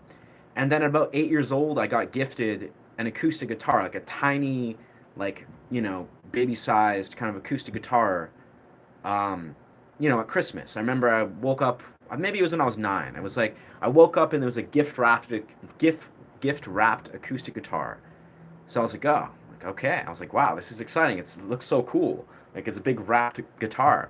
So then that was the first immersion where I was like, okay, let's try this guitar stuff. And yeah, I think as I remember, the core inclination of what it was for like 5 6 years as a kid was like I knew I was really bad at it, and it was painful. It was very difficult, but like I was curious. Like the core feeling as a young kid was like I was like, what is going to actually happen if I just keep like I don't know why it was almost like boredom. I'll be honest. It was raw curiosity and boredom in a sense of being like, what would happen if I just keep on playing this instrument? Like it was not, I wasn't had anything to do with guitar. Guitar was kind of cool, but it was just a thing to do, and I was curious. I was like, what's gonna happen if I just keep playing this? If I just keep trying to do this? If I keep trying to do this? And then at age 10, I went to Lon McQuaid. Like I got guitar lessons at Lon McQuaid. So then at ages like 10 to like 12 and a half, I went to Lon McQuaid, and around 11 years old, I saved all the birthday money I had pretty much since I was born, and I had it just sitting there. And I also worked as a background actor when I was like 7, 8, 9 years old, so I had a little bit of money saved. So I spent all the money I had on a Jackson guitar. I was literally like, okay, let's get this Jackson. And then from there, when I was about 11 years old, doing Lon McQuaid, still dog shit at guitar, but just just playing, as much as I could, and still realizing I was very bad at it. I fell in love with Avenged Sevenfold. I was like, I discovered Avenged Sevenfold. A friend at school was like, "Yo, have you heard of Avenged Sevenfold?" Me and my twin brother were like, "Yo, Avenged Sevenfold's so cool," because my brother was really into like the drumming and he was into the rev and I was into guitar. So I really got into Avenged Sevenfold, and then I just started to like idolize Sinister Gates. I was like, I like the way Sinister Gates looks. He's rocking out. He's very chill and casual. He's doing all this crazy sweet picking. And I was like, you know what? I think I want to be a rock star. Like, I want to be like Sinister Gates when I grow up. So it was like, so it was basically that. It's like I was like Sinister Gates drew me in at like 11. I started to try to learn a lot of Avenged Sevenfold. I learned Afterlife and Holy Confessions. I tried to learn like, um, what are they called? A lot of their songs. A lot of their songs. I didn't play them very well though, because I was like 11, 12 years old. I sucked. But I would try, and I got eventually after hours and hours and hours of validating myself with playing guitar, I got like the basic legatos and sort of garbage sweep picking down, and yeah, so I played a lot of shreddy electric guitar for like 4, 5, 6 years, and then I slowly discovered Andy McKee. Like I started to discover some progressive rock fingerstyle stuff. I don't even remember where it started, but around 18, 19, 20, I discovered, yeah, like Andy McKee, like fingerstyle stuff. I saw beautiful like Callum Graham and Alexander Misko, and I discovered just beautiful fingerstyle stuff on the acoustic guitar. I was like, whoa, I've never seen people play acoustic fingerstyle that way. So at around age 19, 20, I bought this Yamaha, and a good friend of mine, he basically showed me Andy McKee. Like we're at a festival and he played Rye Lynn start to finish, and he played Art of Motion and Drifting start to finish because this guy was an insanely good guitarist. So then Andy McKee, among a few other artists, but mainly it was Andy McKee, basically taught me. Like I covered Rye Lynn, I covered Nakagawa-san, tried to learn Art of Motion, got pretty good at that one, and I learned a few other songs like Grayson Earhart songs. I learned some John Gomm songs at like age 21. And from there on, that's when I learned how to play fingerstyle. Like I developed my style. It took me like 7, 8 months to learn some of these songs because I was really new to fingerstyle. But then fast forward, I'm now 31, so it's been 10 years since then. I basically, after I covered Andy McKee's songs and all that, I basically ignored trying to play other people's music, and focused all my energy on improvisation and original songwriting. Because I was like, you know what? I want to learn to songwrite. So in my like early 20s, I directed all my energy on learning to songwrite. And then now at 31, all I could do is just songwriting. All I do is improv and songwriting. And yeah, so Sinister Gates, Andy McKee, Alexander Misko, Estas Ton, a lot of other artists, but those are like my core influences that have like the reason why I play the way I play. Now, of course, a lot of what I do has nothing to do with any of these artists. Like, that's the bizarre thing is like that's the weirdest part is like, you know, as a full-grown adult who's a decent guitarist, a lot of what I do is very different from a lot of the artists that influenced me. That's the funny thing is like, Andy McKee is how I first discovered these, you know, pinch harmonics or artificial pinch harmonics. But Andy McKee was, in at least the compositions I was learning of his, very rarely would explore like artificial harmonics on the full scale. Like basically playing around with tones and microtones and tones that are off key and this and doing weird stuff that no one I've seen ever do. I've seen Alexander Misko, he does it a little bit actually. He does it excellently. But I never really had anywhere where I learned it, a lot of what I do. Like Picasso bow stuff, no one does that really. No one really does. Like a lot of this slap harmonic stuff, it's just stuff where I was attracted to. I was like, okay, let's keep playing guitar. Like let's keep playing and playing and playing and improvising and improvising. And then now, after, you know, several years of doing that, now I'm like, oh, okay, this is what a guitar style looks like. Because that's the weirdest part is like, I got good at writing music, I'd say about 5, 6, 7 years in, but I didn't get actually really good until like a year ago, where I was like, oh, like, not only am I like playing my own style, but it's a style that's fully developed. Like it's balanced. You know, I'm like balancing the dance between the highs and the lows. I'm balancing the dance between the harmonics and the tapping, and then I'm balancing all the slap harmonics with melodic structures, and then I'm doing the Picasso bow, which balances a whole nother part, and then the pan flute comes in, and then whatever I want to do, it's like it all balances more and more. So that's what I think is neat, is like, it's like you can start, and this is kind of why I think it's so important, like why I emphasize, you know, if people ever inquire or see me talk about why it's so important not to like basically fixate on cover artists or cover music, is you have to make a cardinal decision at your musical path to actually consciously develop your style. Like if you just play covers all day long, all life long, you can do that. People will probably pay you money and you would be like, whoa, I'm a great cover artist. And that's great, you know, if that's what you want to do. But it actually takes a lot of like tenacity, a lot of vision and free thinking to like really get good at carving your own style. And I think in many rights that is the path. Like if you're not dropping covers for a period and be like, I just want to create my own style and focus that for several years, you're probably not really doing something special, and like that's a piece of it. My picking thumb. It's a, yeah, this is my 3D printed thumb pick.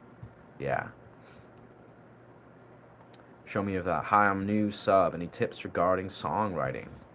Yeah, Eric Clapton. I don't know that song, but I gotta listen to more Eric Clapton, I feel. Thank you for sharing on harmonics. I never hear the micro harmonics as mentioned on the 5th, the 10th, and 12th. Yeah, that's what's crazy, Brian, is like, bro, I could talk about harmonics for a while, briefly kind of underline. It's like, yeah, there's natural harmonics. You know, these are bell harmonics, and then there's pinch harmonics and slap harmonics on the 7th, 12th, 19th. But the idea, yeah, there's like, of course, the 19th is repeating, yeah, but there's like the 5th, yeah, 7th, 12th, 19th. But once you do artificial harmonics, it's basically when you're fretting. So I'm fretting, say I fret the 5th or fret this 7th. If I'm striking the harmonic 12 frets up exactly, that's a harmonic point. That's a harmonic point. And if I fret one up, suddenly the harmonic is shifted there. So it's gone from 19th to 20th, and I can go here. But the idea is you can do the tension points. You can trigger, like to call them 3 tiers. And there's even more. There's microtones that are actually like beyond, but it's like that's 12 frets up. Let's see, yeah. It's 12 frets up, and then that's 19 frets up, or 7 frets up. Because that's the thing. That's the weird thing with artificial harmonics is it eventually gets to a point where there's no frets, right? You're not targeting frets. You're just doing spatial points, right? It's like that's why it's difficult. It's like that's the harmonic, and then there's the third one. So that's like one tier, 2 tier, third tier. But then you can even just go higher. Like that's a microtone way up there. If you can incorporate that.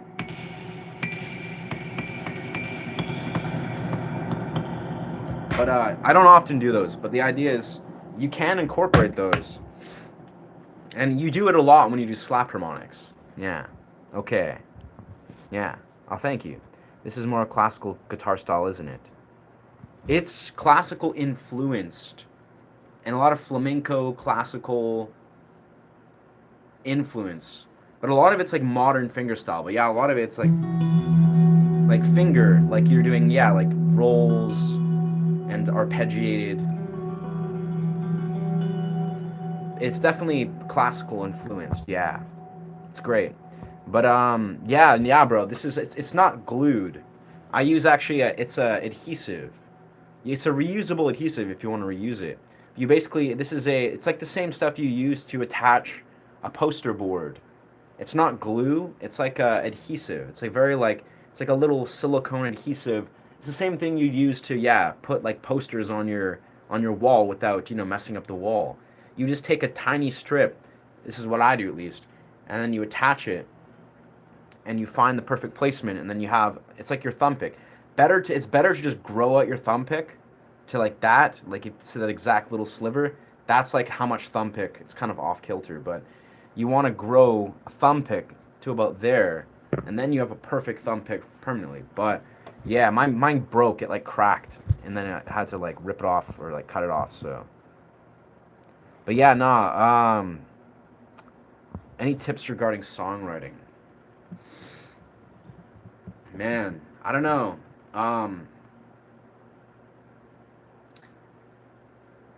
If you're talking about like songwriting, like a vocal piece and a melodic piece, that gets pretty intricate. I would say in the simplest right, you just got to learn. Like I'm still learning the ins and outs of like really learning to songwrite, like do a chord and write vocals on top of it.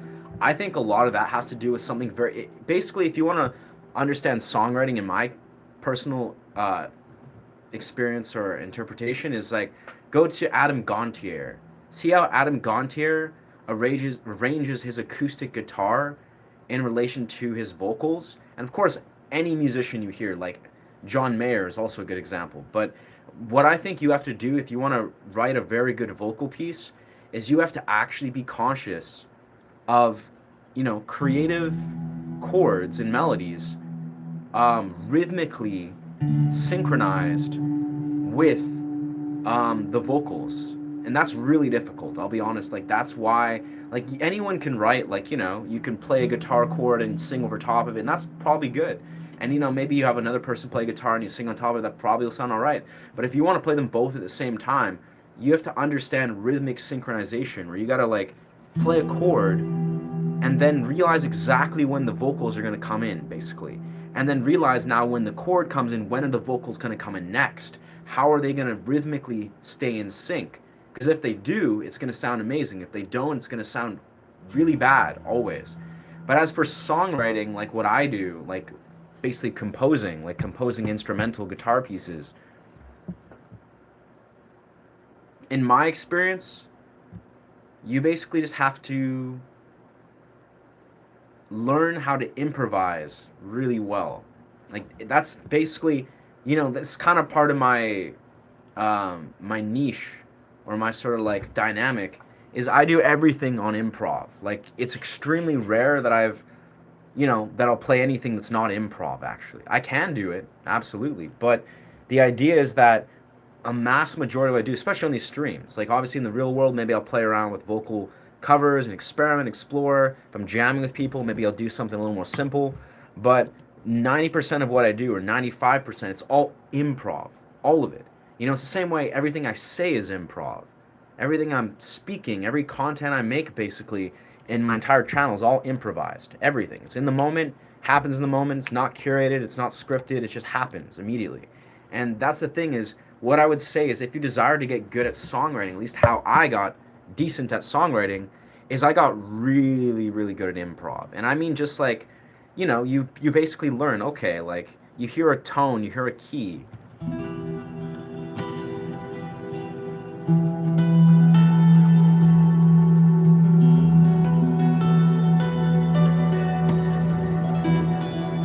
And you're always like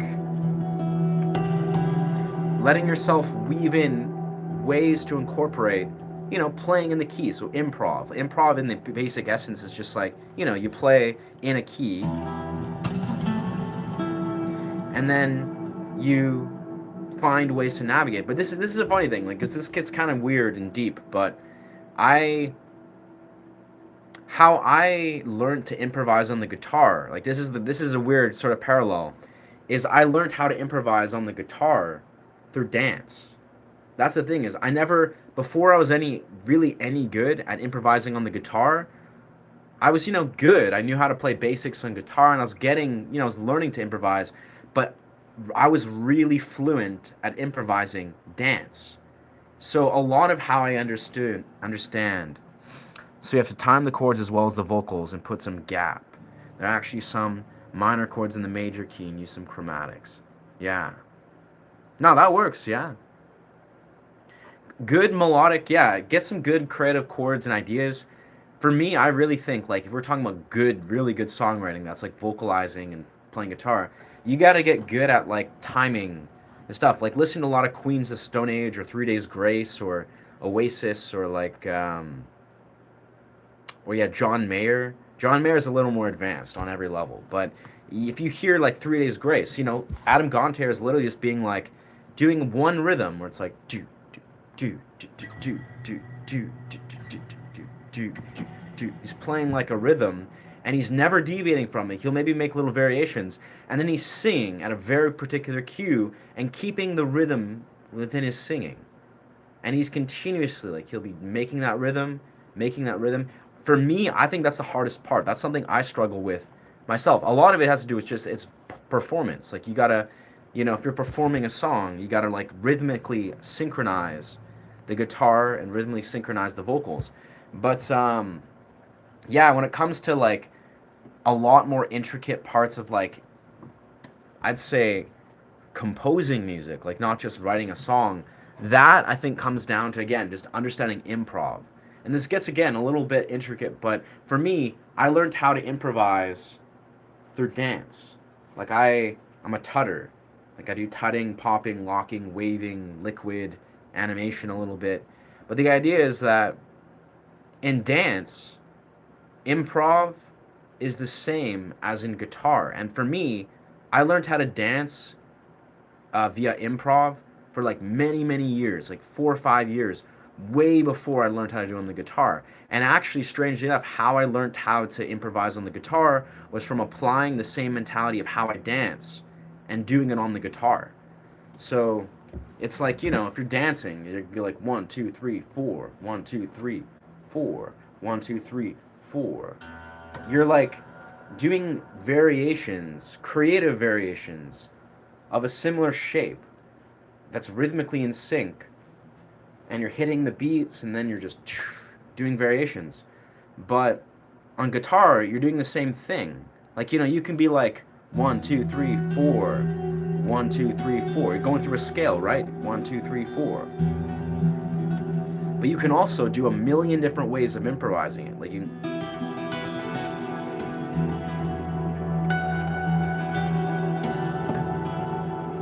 can do so much variations, and that's the key essence of improv. And then that then translates in the key essence of songwriting, is you basically have to give yourself permission to do the same thing a million different ways. And even further, you got to give yourself permission to do the same thing, but then think, how dynamic and different can I make it? Like, if you look at it, it's simple. It's like you can be like, okay, we go open string, 6 and 1, and then go into the second fret on the first string. Like, what would you go? Where would you go from there? Like, you could be like, okay, well, I can go to 5. That's a good idea. You can go maybe to the second string, 5, 7, 8, or you could do something like, you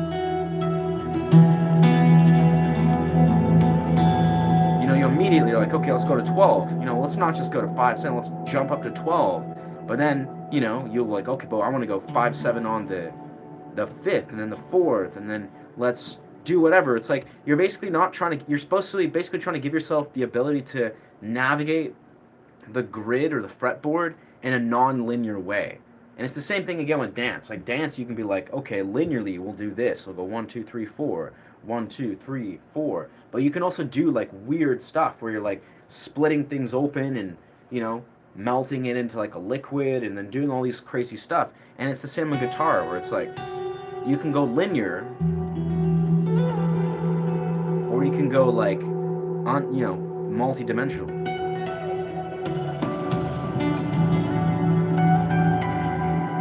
But yeah, you do that long enough and eventually you just get into it.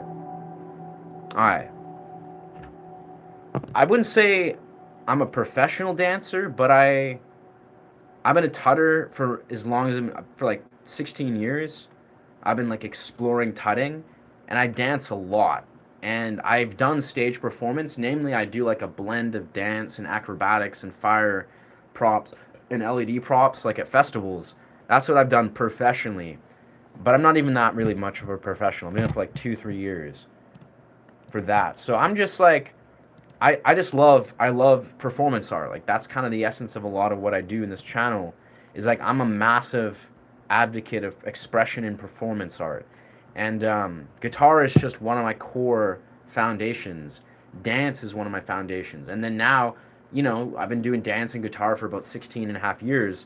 So they get to a point where they both just weave into each other and hit a peak or a plateau and whatever you want to call it. And improv is the highest expression of both guitar and dance. It's the same. You can apply it to acting, you can apply it to speaking, you can apply it to pretty much everything. Improv is like really a high expression of a lot of things because you're emptying yourself and then you're just creating on the spot. And when you do that fluently enough, eventually you get really good at creating, novelty. Yeah. I don't know. Ed Sheeran, he's got a couple good songs. I'll be honest, he's got like a couple good songs where I listen and I'm like, you know what? Ed's doing great. He seems like a beautiful human being. Like, he seems like a radiant soul. But I wouldn't say he's like the guy. He's not my favorite artist. So at the time to put chords as well in the vocals and put in some gap. I actually have to no. Seems like you have relative awareness. I don't know, I'll be honest, this is the bizarre thing. Like, this is kind of part of my own curse, so to speak, is I have an extremely high standard for my own music that I write. Like, it's actually like mass majority of music that I write, vocals, originals, this, that, I'm just very, very critical of music that I write. Like, it's almost like, I'm like endlessly desiring to hit a higher standard. So it's like, yeah, it's kind of like a double-edged sword. It's probably perfectionism. It's my perfectionist complex. But in some rights, why I see it as like, why I like to say it's a standard more so than, perfectionism is I hit the mark, I hit the standard many, many times. I didn't always. Like, when I got to a point where, like, I have a really high bar of where I'm like, oh, yeah, guitar music or vocal music. Personally, like, I love music, and I can appreciate pretty much anything, pretty much. But, yeah, when it comes to, like, my own music or creating music, there's definitely, like, a very high standard that I've always had that can be crippling. But, it is what it is.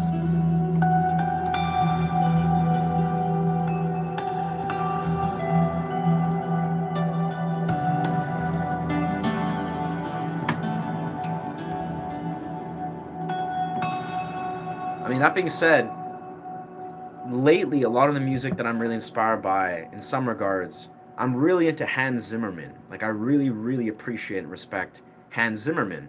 His arrangements, his style of arrangements, the movie scores, a lot of the movie scores he makes, if not every one, I can really, really appreciate it. I can listen to it over and over and over and over again. And yeah, I really appreciate Hans Zimmerman's style of arrangement. It's really good. Like when you listen to stuff like Last Samurai and a lot of like his scores in Last Samurai, a lot of his scores from Interstellar and like those are just so rich and beautiful. And I'm also very attracted to composition. Like that's the thing is like songwriting is one thing and that's why I kind of underlined about improv is composition is a different entity. Like if you can arrange a composition, arrange like an orchestral sort of composition, that's a little bit different from just like writing a song per se. And personally, that's what I'm very attracted to. Is I'm very drawn to arranging. Yeah, I like to make songs based on a minor key because it emphasizes the chromatics and I can explore more of the fretboard. Yeah, that makes sense. The chromatics, yeah.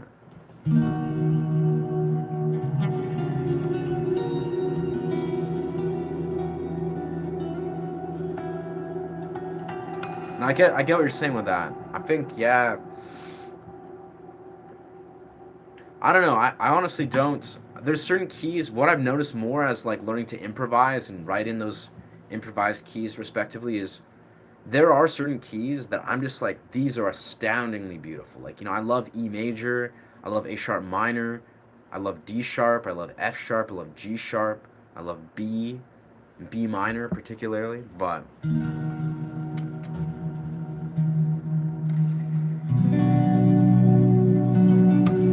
every key is really beautiful. Every chord and every key is beautiful once you learn how to improvise through them. Like that's the weird thing is like it's very rare to find like a key and a chord where you're just like, oh, that's terrible. If you know how to improvise, like if you're just like, it's like a very Jacob Collier. I love Jacob Collier too. He's a great dude. Jacob Collier, he says a lot of how there are no mistakes in music. Like there's zero mistakes. There's no wrong. You can't hit a wrong note technically. Like maybe there's wrong ways to incorporate it, but there's always a right way to integrate and incorporate notes. Like there always is. And I really love that perspective, and I think Jacob Collier is really accurate about that. It's like there's really no wrong notes or in music. It's just like oh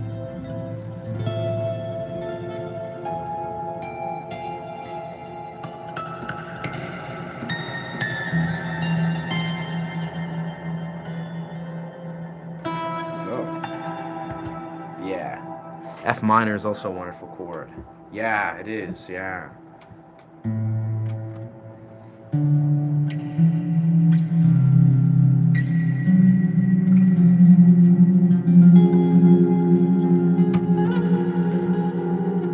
Yeah. Oh yeah.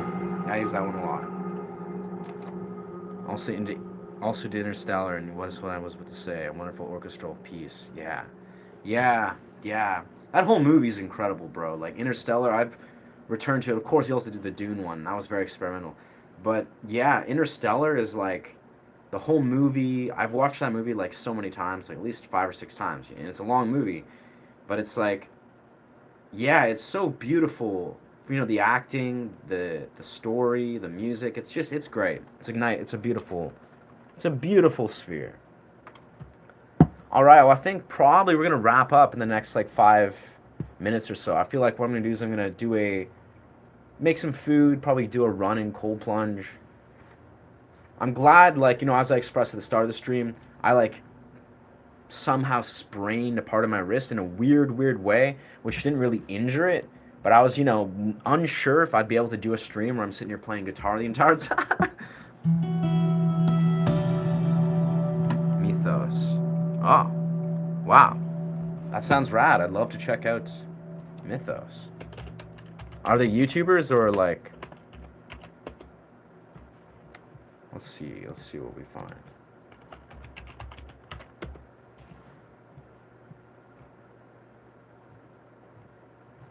Not a lot. Can't find a lot on YouTube or Google. I'll find them. Yeah. Nice. Facts. Sure. Yeah. Yeah. I mean, I don't typically like to give up my Instagram because it's like, it is my personal Instagram. But I mean, yeah, bro. You seem chill. You don't seem bonkers. Not that most people do, but yeah. Yeah, bro. One sec. Let me jot that in there.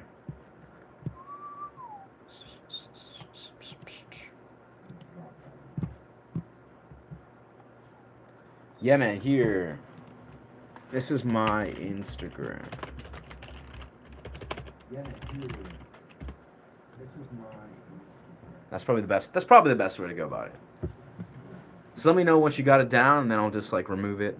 I mean, honestly, it's just an Instagram, but I definitely like to keep it more so people that I know in the real world. But of course, certain people are dope. It's just. Oh, there's me repeating.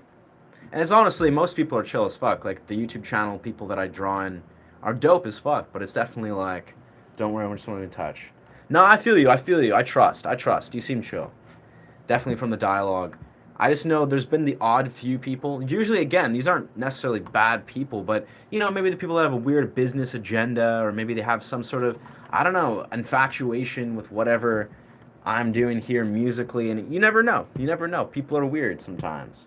So that's why I've made, clear boundaries to be like, you know what, I'm just gonna honor the mass majority of how I, instill this.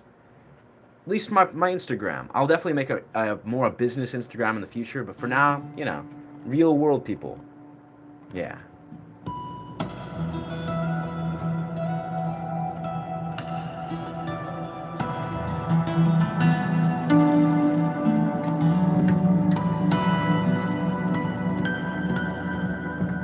Looks like my thumb pick is slowly growing back.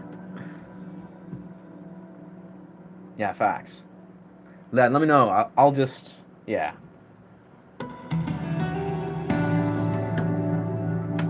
Nice.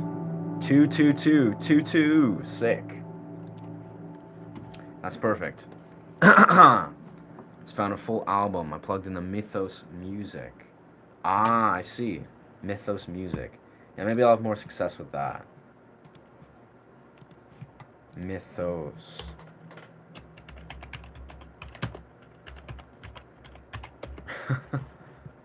Canadian music group. Oh, there we are. There we go. Yeah, I'll have to check it out some point after the stream.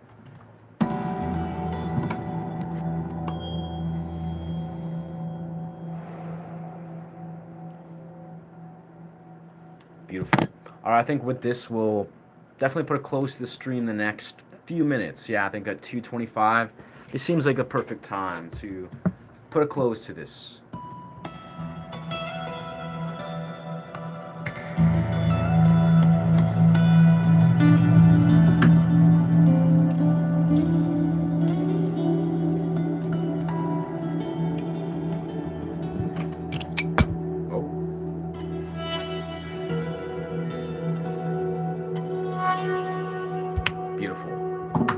Thank you so much for being here. Deeply appreciate the support. And definitely, yeah. Oh, did I flip on? Ah, man. I keep forgetting. I think I might have forgotten to flip on monetization for that. Manage videos. Oh, no, yeah. Oh, yeah, I didn't flip it on. Okay.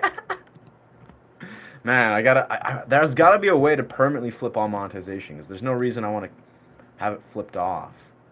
I don't know. I gotta figure out a way to do that. Whatever. It's like $5 or something, but yeah. Gratitude by Aman and Tofi.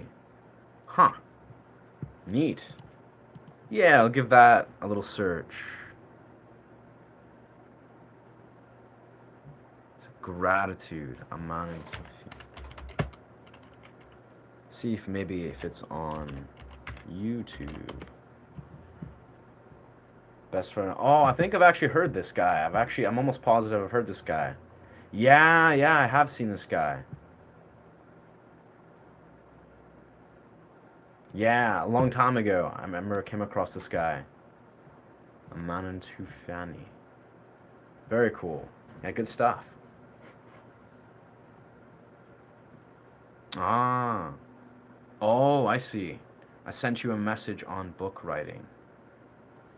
Right. I know I saw you say something. Where did you send?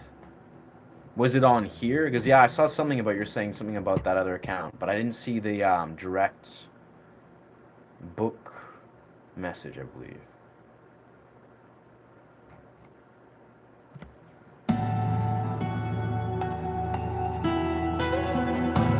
Anyways, yeah. Yeah, I'll have to see if I can look back. I've been going through my streams to kind of like get clips, and yeah, I've been extracting quite a few original songs from there. Word, okay. Okay, I'll see what pops up, yeah. I don't know, there's like a sea of stuff that I still gotta kind of go through sometimes in my comments, and but it's good. It's not, yeah, it's manageable at this point. Beautiful. All right, well, thank you so much for being here. Deeply appreciate the support. And yeah, if this content resonates with you, feel free to subscribe to this channel. Yeah, I teach guitar and I do meditative sound journeys among various types of YouTuber stuff. You know, lots of original music and whatnot. Hey, thank you. Thank you, brother. Appreciate your energy. Yeah, yeah. Yeah, I appreciate you asking or inquiring the questions and stuff. Yes. Yeah, with that, feel free to, yeah, to chime in if, yeah, just a shameless promotion or self-promotion of like, not even self-promotion, but if you desire to, I have a Ko-Fi. It's Kofiase. If you feel the desire to tip, zero expectation or pressure, but very much, yeah, it's something that would directly go to me. It's Ko-Fi is a tipping platform where you don't have to, I guess, take the 30% overhead that YouTube, detracts or whatever, or extracts. Yeah, with that, it's interesting. I'm trying to get to the $100 payout for my channel. Like, I've officially got monetized the other week, and I've been trying to get to the benchmark where I can get the payout for the month. So I'm hoping to, in the next few days, be able to get to my mark. I think we're at about $75, so yeah, still $25 off, but I don't know. We might get to there. We'll see how that unravels. But yeah, c'est la vie. Thanks for the zen after the 5 hours on the ice. Magic. Yeah, this has been nice. I've honestly deeply enjoyed everything that's flowed through. Like, I feel like it's been a very chill, organic stream. Yeah. Thank you so much. Remember to honor yourself and honor each other. Much love. Bless. Ashe.